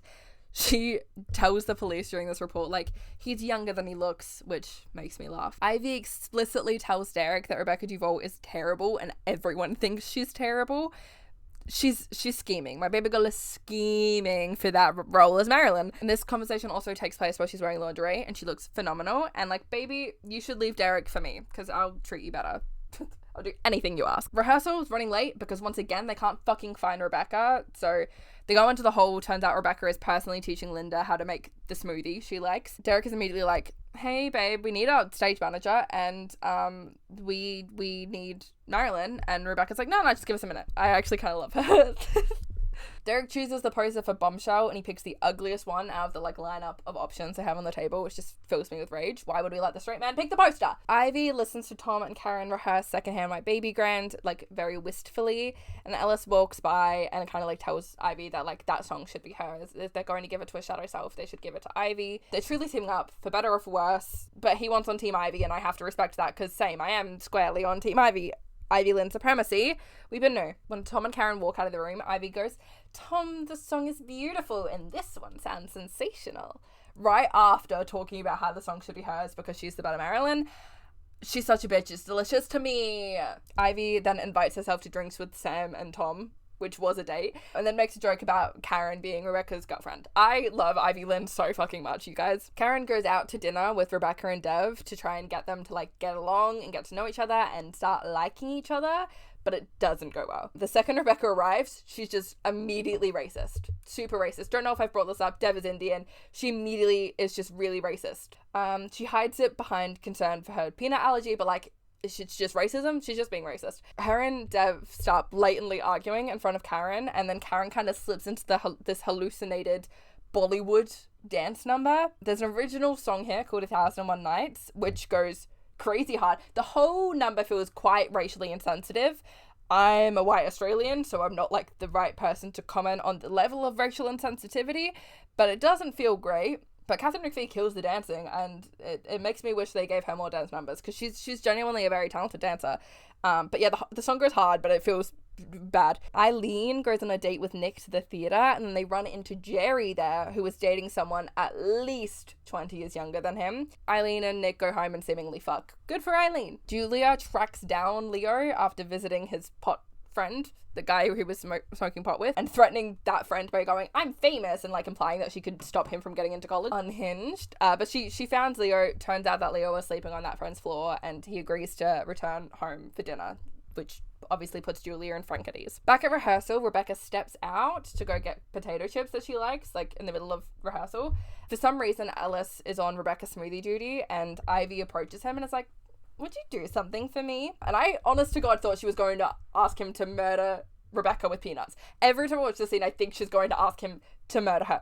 Obviously, that doesn't happen for now. No murder attempts. But Ivy asks him to steal Rebecca's assistant's phone and text Karen from, like, from Rebecca to say that they're done with it for the day. So Karen heads home after being told that she was done, and Derek gets very fucking frustrated with Rebecca for wasting his time and screwing with the understudy. Because Karen is nowhere to be seen, secondhand white baby Grand gets reassigned to Ivy, and everything is fucking right in the world. It's so insanely beautiful. Megan Hilty makes me cry every time. I'm serious. This song is so beautiful, and Ivy sings it so well, and Rebecca decides that Marilyn should have the song after all. No more shadow self ballads. We're on Boston, baby. We have arrived at Tech. There's a big number of everyone traveling to Boston on the train and getting all excited and arriving and touring the theater. It's really, really cute. Everything's fun. And then there's suddenly a blackout in the theater, and Derek goes, "Oh, bloody hell!" Because he's British. Derek is at a desk, like, in the middle of the theater, working hard away on everything as director, and Ivy approaches him and asks if he's still working on the same transition problem. They've been having an issue with a scene transition. Derek goes, "Yeah, I just can't make it work. These platforms are impossible." And Ivy, in seconds, fixes the issue. She goes, "It's a choreography problem. It's not a set problem." She's like, "It works if you just move the dancers downstage." This is her fucking show, and immediately she fixes it, and Derek goes, "That is why I love you." And Ivy freezes because this motherfucker has just said that he loves her. Dev calls Karen at truly 9 a.m. and Karen notes that Dev woke up her roommate by ringing her that early. Dev is like, "Oh, I thought you'd be up already," but turns out they start rehearsing at 10 a.m. and then they go really, really late into the night. But also, like, calling her at 9 a.m. if he thought she was at work as well is also weird. I don't know. He tells her that he wants to come down for the weekend, and Karen says it's a great idea, but she has a roommate and, like, he can't go into the theater, and she doesn't want him to travel all that way to just basically pay money to be alone in a hotel room. Tom wants to give Ivy and Karen their own number, even though they cut the concept of shadow selves for Marilyn because it was bad. And Rebecca decides that she just wants to do the ballads now. She's going to learn how. Derek is reluctant, which I get because it's Tech and he doesn't want to add in a whole new fucking number and choreograph a whole new fucking number. It's a big ask. I love Tom, but I get why Derek is hesitant. Ted, who is the actor who's been playing Joe DiMaggio and has taken over the role from Michael Swift, finds Tom and Derek and it's like, "Hey, I need to talk to you. I actually just booked a pilot. I've got to go get on a plane and start shooting in 2 days overseas. Like, bye." So he's out. He tells Tom and Derek as he's walking out of the theater on his way to the airport. They're down in Joe DiMaggio. Derek immediately asks Linda to get in touch with Michael Swift, but Tom is like, "No, that's a risky idea.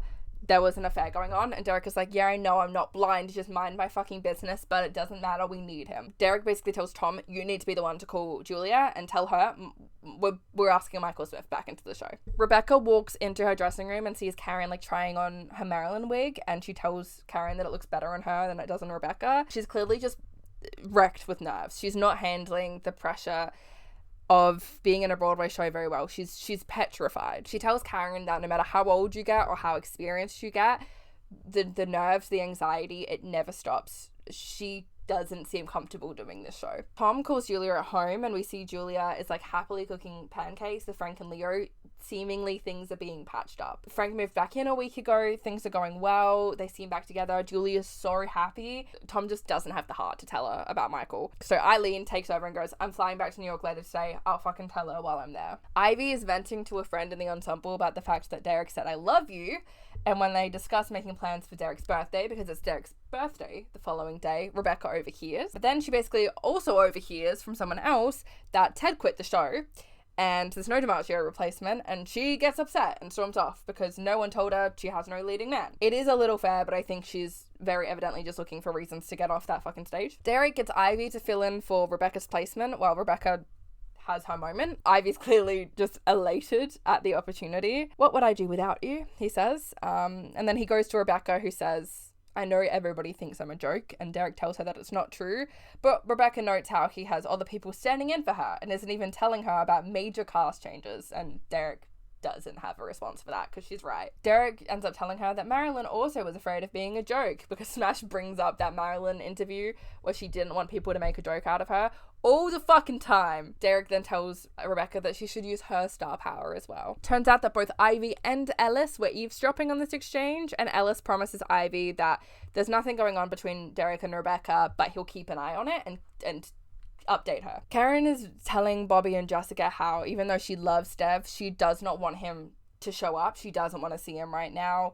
And Jessica says my favorite line, "No civilians during Tech. We're in the middle of a war. They don't get it," which is an absolutely insane way to describe tech rehearsals for a musical, but I love it. These are my people. We cut to Dev at home in his apartment, and RJ shows up with a bottle of bourbon, and she was like, I heard you were sick, so I'm checking up on you. And Dev goes, you bring bourbon to sick people? So obviously she's fucking lying, and she goes, it makes you feel better. She's lying. She just wanted to show up. She fucking knew that Dev wasn't sick. She's showing up strictly to just drink with him. Dev isn't sick, but he says he's using his work days because there's no point in going to work because they give him nothing to do. RJ is clearly trying to fuck Dev while Karen is out of town, and it's super gross in general. It's super gross in general to try and sleep with someone who you know has a partner, but the fact that she also actively knows Karen and has met Karen many times makes this feel even worse to me. I hate it so much. While they're drinking, RJ makes a move and they make out for a bit, but Dev eventually pulls back and is like, I can't. Eileen meets up with Julia back in New York, and Julia says how she heard from Tom that things were going great and she loves the idea for the new number, and if Eileen had time to fly back into New York, it must really be going well. But Eileen's not gonna bullshit her like Tom is, and she tells her right off the bat, Ted got a pilot, he's gone, we have to bring back Michael Swift. He's the only other person who knows the part, and the preview is on Thursday. We don't have time to bring in a new cast member. We don't have time to teach someone new. Julia is obviously very, very deeply upset, and she pleads with Eileen over it, but there's genuinely nothing that can be done. Eileen even offers for Julia to take time off and to stay out of Boston so she doesn't have to deal with Michael Swift. Like, Eileen is trying to do the right thing by Julia while also doing the right thing for the production. It's honestly really good writing because this is the only valid reason to bring Michael Swift back into the plot, because yeah, there honestly isn't much else they can do except bring Michael back. It's very smart. Tom is still trying to convince Derek to bring in another actor, but Derek says it's going to be Michael, and Tom just needs to prepare Julia for that fact. Julia tells Frank that they're bringing Michael back and that she said no, but they didn't listen. Frank appreciates that she told him, but he's obviously not thrilled about the fact that Michael's coming back. In tech, things are all over the fucking place. They need Tom to write a longer music intro to History's Made at Night because Rebecca is having a costume issue and she needs the extra time to change into it. Because she's so emotionally fragile, they're like, we're just going to do whatever she needs. So like, yeah, write longer music. Rather than making her work it out, write longer music, give her the time. Tom, however, is like, I'll only do it if you give me the song for Karen and Ivy, which gets Karen and Ivy the song. It's great. They're trying to run History is Made at Night, but another blackout happens, but this time it was planned. Rebecca comes on stage in costume as Marilyn and sings Happy Birthday to Derek in the Marilyn voice, and Ivy is very obviously embarrassed and kind of fuming. And then Rebecca goes over to Ivy when they're all like cutting the cake and goes like, thank you for standing in for me, but I'm gonna stand in for myself from now on. I feel really bad for Ivy here.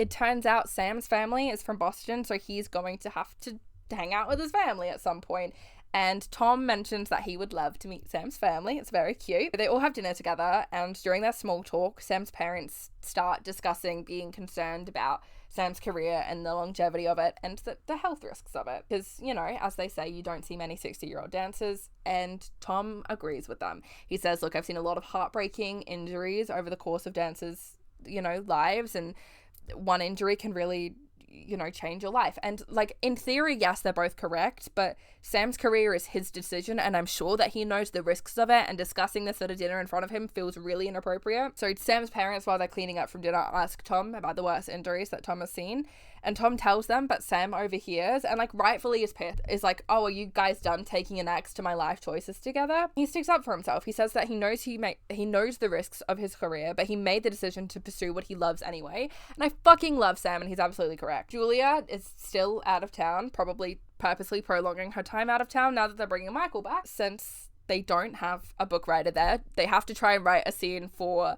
after 20th Century Fox themselves, and it's my favorite thing in the entire show. I think it's written by Tom specifically. It's between Bobby and Jessica. Who is that? They call her Marilyn Monroe. She's gorgeous. I bet she's really gonna hit. Blondes are a dime a dozen in this town. I bet we never hear from her again. Derek says that he needs Julia to be professional and get her ass there, because even though Michael's there, they can't do previews without a book or a lyricist. Kind of correct, but if Eileen told her she could do the job remotely, let her do the job remotely. Karen and Ivy are directed to stand either side of Rebecca after Mambo and each remove a glove gently from her arms, because she gets sweaty and the gloves are hard to get off. Ivy is rightfully not happy about this because they're performers, they're not dressers. There is, like, theatre dresses are a specific role. They should not necessarily be having to get the ensemble members there. Like, being willing to help is a good thing, but being directed to do it is another. But then Dev shows up with flowers for Karen. He's come to Boston against Karen's wishes. Karen thanks him and says it was very sweet, but she has no time to see him because he's just shown up in the middle of her workday.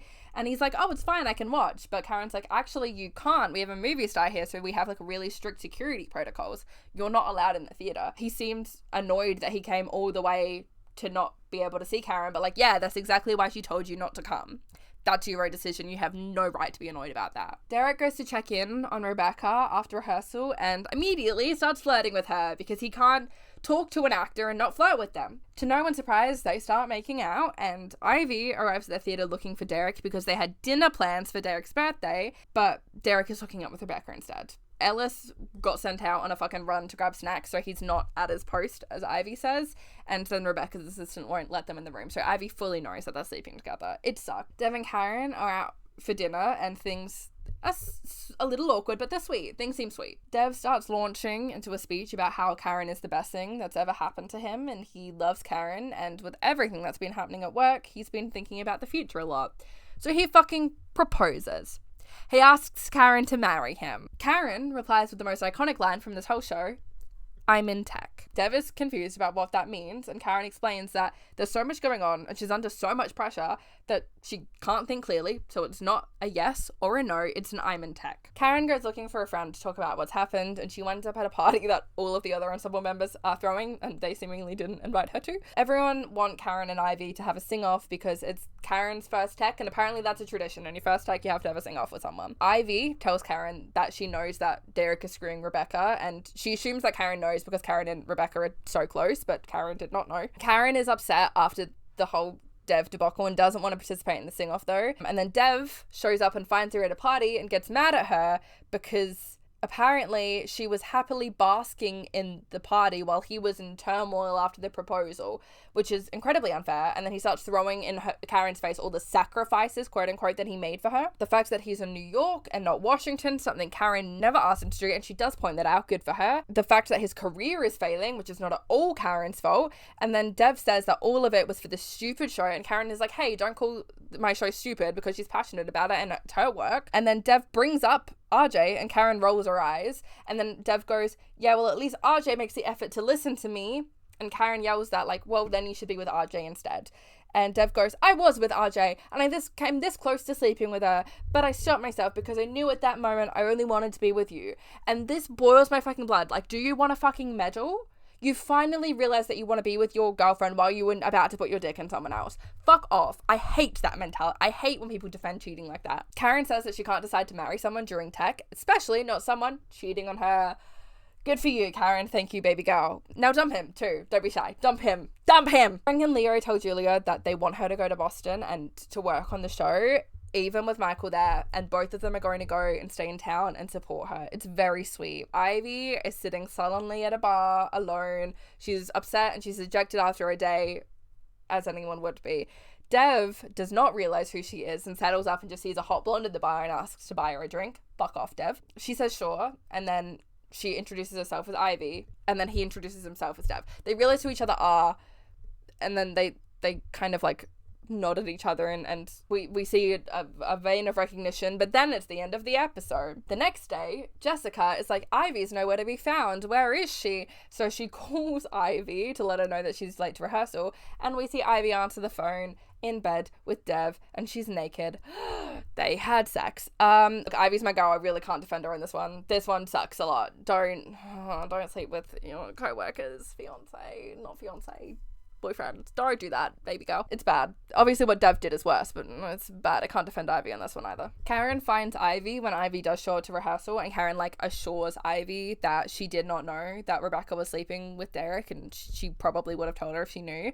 And Ivy goes, if you are nice to me right now, I really will fall apart. And she says that she knows it's not Karen's fault. She's being empathetic to Karen because she just slept with Karen's boyfriend. Derek lets everyone know that they're in good shape for the first preview that night, but he has a lot of notes that he wants everyone to implement. Fair enough. Considering Michael Swift is rejoining the show, they're primarily focusing on DiMaggio numbers, and they're going to run those first. Julia says that she's not going to talk to Tom because of how mad she is that he let Michael come back, but it's not Tom's fault. It's not Tom's fault, and I don't love Julia giving him all of this attitude as if it is his fault, because it's not. Karen asks Rebecca if it's true that Rebecca Rebecca's sleeping with Derek, and Rebecca goes, yeah, why? Are you interested in him? And Karen's like, oh, no, but Ivy has been seeing him. And Rebecca's like, I didn't know. Which one's Ivy? Rebecca. But then Karen basically goes, I don't want anyone to get hurt. And Rebecca's like, get out of show business then. Sure, I guess, but I hate that. Later that night, the first preview happens. Eileen's boyfriend, Nick, has come to see the show, which is very cute. Karen is side of stage and still has not gotten hold of Dev. He has not been answering any of her calls or texts since the previous day. Jessica tells her, like, focus, you're about to have your first curtain ever, which is true. It should be a huge moment for Karen. She shouldn't be having to deal with this shit. There's a montage of the first performance, and most things seem to be going very well. Rebecca sits too far away from Michael during Mr. and Mrs. Smith, so she misses her mark and the light's not hitting her, but like that's like the main thing that seems to go wrong. During her costume change, Rebecca complains that Michael put his hand out way too late and she looked like she was flailing around, but like it's very minute problems that can easily be fixed the following night. And then we finally get to see this new song for Ivy and Karen. It's called Smash, and they're playing these two desperate young actresses who are trying to seduce Mr. Zanuck in order to get cast in a film or films. I don't know where this number ever fit in Heaven on Earth, because like Tom says when he's trying to pitch this number, he's like, it's a scratch song from Heaven on Earth. What the fuck was this in Heaven on Earth? But it's fun, and Ivy and Karen both kill it. It's a big fun time. And after the number, Ivy tells Karen to stop worrying about Dev, and they both are like, you did great in that song. Then we see the scene of Marilyn's passing. Starts with Marilyn singing a little bit of Secondhand White Baby Grand to herself, and she calls JFK on the phone, telling him to come over to talk. People don't talk enough, or they talk too much, but they just don't listen. Laying naked on a bed with sheets wrapped around her, vulnerable in appearance as well as in her emotions. The president says no, and she says to hold a good thought for her, then sings, I still have something beautiful to give. And she dies. And no one applauds at all. Tom says in the first preview, something always goes wrong, but no applause is bad. As they're all leaving the theatre, Dev is there. Karen says that she was worried, she'd been chasing him all day, and Dev says that he's sorry, he just needed some space. He says he was a jerk, which he was, and Karen says he wasn't and that she overreacted. She didn't. Makes my blood boil just a little bit. The man kissed the woman Karen was worried about, then knowingly slept with her rival. She still has the audacity to let Karen think this way. Fuck this guy. And then Karen introduces Ivy to him, and the two act like they've never met. The creative team discusses what to do about the ending. Eileen and Derek think a suicide is just too dark for a musical, but Julia is like, well, that's what she did. It's mentioned that there's a lot of theories around Marilyn's death, but the suicide seems the most likely. They contemplate having her reunite with a younger version of herself, like as Norma Jean, but apparently that's already been done. They say they need a new ending by Monday because they have a 3-day weekend of previews. Ellis tells Eileen that the real problem is Rebecca. She's not landing the numbers, and he doesn't know how Derek can get her there, conceivably. Eileen sends him home and is like, you're not a producer, fuck off, basically. Good for her. And Eileen and her boyfriend Nick have a cute little moment in the bar. She sings. It's very sweet. Karen and Dev are talking, and Karen tries to initiate sleeping with him, but he's very clearly like overcome with guilt and doesn't want to sleep with her. Good, I guess. Dev says that he shouldn't have come, that Karen asked for more space, but then Karen says she got it, and that the thought of losing him just really scared her, and while she's upset about RJ, she doesn't want RJ to ruin their relationship. RJ's not the one doing that, babe. Dev is. And then Karen says if the offer is still on the table, she really wants to marry him. She tells him to get the ring, and Dev is like, oh, I didn't think you'd want it. I left it in New York. But actually he left the ring, he thinks, in Ivy's fucking room. Cool. Ivy arrives at the theatre early, and she confronts Derek about the fact that Derek said he loved her and then hasn't spoken to her since, except to say places and get out of my way, I'm sleeping with a movie star. Derek says that Rebecca needs the extra attention right now, so he's giving it to her, and Ivy rightfully questions why the only way he can give attention to his actors is sleeping with them. Derek is like, we're both professionals, and Ivy's like, yeah, we are. Karen walks in on Rebecca on the phone with a therapist, talking about the fact that no one applauded. Karen tells Rebecca that it's not her fault, but Rebecca is like, I'm the star. It quite literally is my fault. Karen gives her a little pep talk saying that that's what previews are for, and things always go wrong during previews. But as she's talking, Rebecca drinks part of her smoothie, the smoothies that she loves. Immediately something is going wrong. She can't breathe. She can't breathe. Karen calls for help. Turns out Miss Duval had a severe allergic reaction and is in hospital, so they have to cancel the show that night. They've also cancelled the shows the following day so they can work on the ending and Rebecca can make a full recovery and return and not just have like one night in hospital. Everyone weirdly decides to go to church together with their day off. It's sweet, it's a little odd, but it's cute. Immediately, people start speculating about how careful Rebecca is about ingesting peanuts or trying not to ingest peanuts, and they wonder if this was a deliberate attempt on her life. They talk about what will happen if she doesn't recover. Karen is the understudy, but she hasn't had any time on the stage, whereas Ivy knows it through and through. Why don't we just make Ivy the fucking understudy? And there we go, we can move on. Ivy meets up with Dev because Dev says, hey, I think I might have left this engagement ring in your room. And Ivy asks if he's going to propose. Dev says, I don't want to discuss it with you. And Ivy's like, okay, whatever, I'll look for it, sure. Karen talks to Dev about the fact that they don't rehearse understudies till after previews. So she's not rehearsed, she doesn't know the part. She's rightfully stressed in case she gets asked to go on. She acknowledges that Ivy is the better choice. Ivy knows it better, she's the better choice, but she just hopes Rebecca will come back and everything will be fine. Michael approaches Julia at their fucking hotel and he says they have to talk, but Julia says, no, I have to go. Michael says that he came to Boston for Julia. Julia brings up that they agreed to end things, but Michael goes, he knew what it meant when she asked him back. He knew that it meant that Julia must have wanted him there. So why is she ignoring him now? And Julia blatantly goes, no, I did not want you here. I told everyone I did not want you here. I was ready to leave the show if you came back. The only reason she is still there is because of Frank and Leo. Michael hears all this and then still tries to fucking kiss her. I think Julia should be allowed a gun. Julia rejects him and then goes and tells Tom and asks why Tom let everyone else steamroll his opinion. And Tom says he's sorry, but rehiring Michael was what was right for the show, and she can't blame him for that, which is true. Julia says he put the show before her family, and now she might not be able to save it. And Tom is finally very, very realistic with her, and he tells her that she did that. She put her family in jeopardy. He told her numerous times not to risk her family, and she still did it. She can't blame him for that. He stood by her and he didn't cut her off because he loves her and he tried to be there for her during all of it, but he couldn't support the affair. It's not his fault. But Julia still somehow hears this and acts like Tom is the one in the wrong. They talk about how sometimes they're not a team, and they tearfully agree that they're not a team because the show has to go above everything. Julia is still mad at him but heads back to her family. It's announced that Rebecca is officially coming back and everyone goes to church. Sam sings and it's beautiful because Leslie Odom Jr. is phenomenal. And after church, Karen gets a call personally from Rebecca, and Rebecca says she thinks someone put peanuts in her smoothie on purpose. She could taste them. But she could taste them and she drank it anyway because she couldn't handle the show. She needed an out. And she's not coming back. She's not going to return to Bombshell. So now there are two questions on everyone's mind. Who poisoned Rebecca Duval? And who's gonna play Marilyn? And now we have the season fucking finale! We open the season finale with Tom and Julia finishing a song and then rushing it through the theatre, trying to get it to Marilyn. And close up, like, active camera, handheld camera on Tom and Julia, like, running through the theatre. Like, the audience is there. This is the last fucking minute. Changes to a POV shot of Marilyn herself. She's walking through the theatre and we see everyone congratulating her and telling her to break a leg, wishing her luck.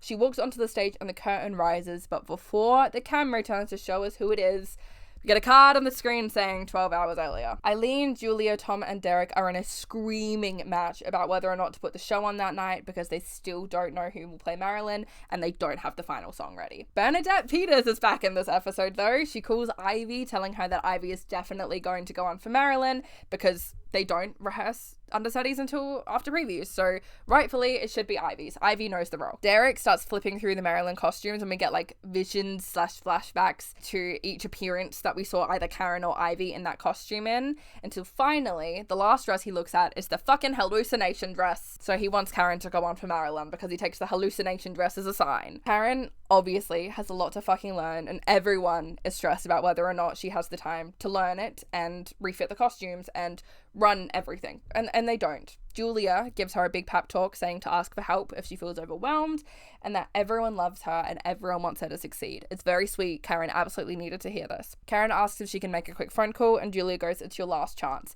As Karen's walking away, Derek goes, I need her, and Julia screams, she needs to make a phone call! And then gently it's like to Karen, go honey.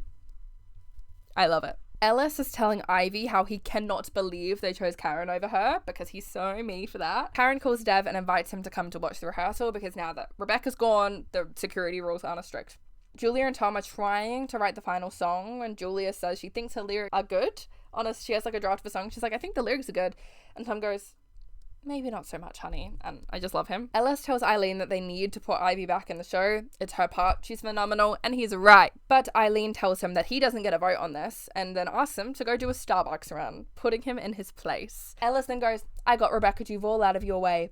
He says that she was nice, but wasn't going to get them to Broadway, and then admits to fucking putting peanuts in her smoothie. He just admits a murder attempt on this poor woman. And he goes like, don't ever treat me like an assistant again. I'm a producer. And Eileen goes, you're fired is what you are, which, fair. Ellis says, you haven't heard the last of me, but like, spoiler alert, we pretty much have. Michael tells Julia that he came to Boston because he thought that Julia needed him, but his wife left him and took their son. Julia is trying to like empathize with him about it, but like Michael's kind of like standing down, but Frank walks in and sees Julia talking to Michael, and obviously Frank assumes the worst, so he runs out and Julia follows him, and Frank goes, look, I know it wasn't anything, but I just can't handle seeing you with him. I don't know how to trust you anymore, and I'm worried for our future. Julia says to remember that the good in their relationship was more than their mistake. Leo shows up with lunch for them, and it's this lovely little moment of them being a family and deciding to prioritize their family. Tom also wants Ivy back in the show that night, but Derek won't listen. He just sends Tom off to finish the closing time with Julia, and then Julia has a revelation about the song after talking with Frank. We see a lot of scenes of Karen being put into rehearsals, and we do get to see her do Never Met a Wolf in its entirety. Some lyrics have been changed for the number to like fit into like Marilyn's stint in Korea is where they're putting it. It doesn't sound bad, she's good, but Ivy's version of the song is just like noticeably way better. A lot of songs they're both legitimately amazing in, and I wouldn't say one is better than the other, but like this one, I think it's noticeable that this song is better suited to Megan Hilty's voice.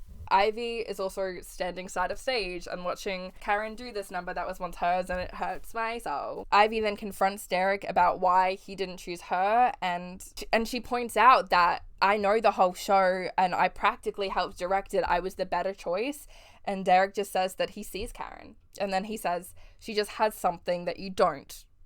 And it's incredibly frustrating because as an audience, we know that Ivy is the better Marilyn. It's incredibly evident to us. So it's really frustrating to see Derek say shit like that. Then Dev asks Ivy if she found the ring as she's walking backstage, but Ivy says, no, I didn't. But we see her go backstage and she pulls it out of her bag. She has the ring. Karen overhears Eileen telling Derek that Karen can't do it, that she doesn't have time. It's just too much to learn in a day, and Karen runs off. Ivy puts the engagement ring on Karen's vanity, and when Karen's like, what is this? Ivy tells Karen that, look, I wasn't going to tell you, but now that I know he's asked you to marry him, this is a quote. Men are men, but a traditional guy like Dev, he bought you a ring and took you out to dinner. It's very Joe DiMaggio of him. I love that Ivy cannot separate Marilyn from real life. Karen says she doesn't believe Ivy about it, and when Ivy is like, why would I make that up? Karen storms out and she goes missing. Karen confronts Dev about the fact that Ivy had his engagement ring, and Dev admits to the fact that he slept with Ivy. His only defense is, I thought we were done. It was a mistake. That's it. And then Karen tearfully gives him his ring back. Derek rejects Eileen's suggestions and is like, no, Karen is perfect for this. Karen will be in this show. And he goes on a little quest to find her. Nick Jonas shows up again to give Eileen her painting back, being like, I trust in the show. And then he also says that Ivy should be Marilyn because everyone knows that Ivy should be Marilyn. While Derek's looking for Karen, he runs into Dev and he tells like Dev that this, pointing to the theater, is who she is. She's mine now, which is an insane thing to say about a human being, honestly. Derek eventually finds her hiding behind a costume rack in a fitting room, and he tells Karen that Karen has always had so much of Marilyn at her fingertips, and look, now she has the heartbreak too. Karen basically just is insistent that she can't do it, and Derek repeatedly tells her, yes, she can. Ivy shows up in full Let's Be Bad costume, makeup, and wig. She looks so happy. She's absolutely beaming. She's glowing. They basically, Tom, Eileen, and Julia got her to do it because they couldn't find Karen. Karen fucking ran off. And they're like, we're so sorry, this is last minute, but can you do it? And Ivy's like, absolutely, I can. But then Derek shows back up with Karen, who is now wearing the hallucination dress. Karen stares daggers at Ivy and goes, sorry, I was upset about something. And I will admit it's a little cunty. And then everyone else apologizes to Ivy, and Ivy's like, it's fine. But she's crying and my heart breaks for her. Ivy's fucking mother shows up at the dressing room with a bottle of champagne, and she's like, I drove all this way to see you play Marilyn. And Ivy has to tell her that it's not her. She's not Marilyn. And Lee, like, does not think that's possible, which, same, but it's true somehow. Ivy says, I'm just in the chorus, Mom. You should go home. And seemingly Lee does. So I hate Lee Conroy. I really do. And then we are back at the beginning of the episode. We've gotten back to the original and we see the back of Karen as she walks to the stage this time. It's not a POV shot. It's just like the back of her. And we see Ivy walk up to play a shadow self, but then like the camera pans onto Karen, it's Norma Jean, and she begins Let Me Be Your Star. We see flashes of the show and we see the ending scene of Marilyn's death, which has been rewritten. It plays a lot better, and we keep cutting to shots between like the Marilyn death scene on stage. We keep cutting to shots of Ivy in the dressing room, like tearfully looking at everything. When Karen is getting ready to go on stage for the final song, Derek like zips up her dress and whispers, whatever happens next, never doubt you're a star. And I do understand love, because Karen told him earlier that he didn't understand what love was, implying that he's in love with her.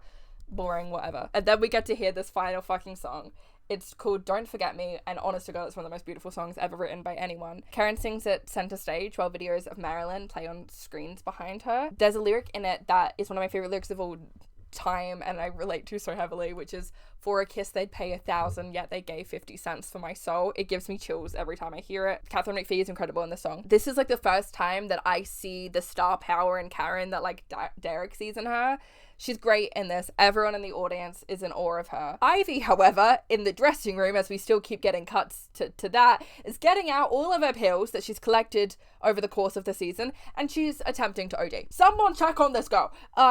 Dear God, someone check in on her. Oh my God. And then we cut back to Karen as she hits the final note, and we hear the audience erupt into cheers, and she strikes that like star pose with her arms out, and the episode ends. That is the end of season 1. I was originally going to do season 1 and 2 in one video, but this is getting too fucking long, so we're going to do it in 2 parts. But hi, thank you for watching. My name is Ashlee Tayla. If you want to see me make dumb pop culture videos, you can subscribe here. I have a Patreon and passes if you want other ways to support me. I'm also a cosplayer. Go find my socials below. Part 2 of this will come relatively soon, I swear to God. Thanks for watching. I love you. I'll see you very soon. Mwah.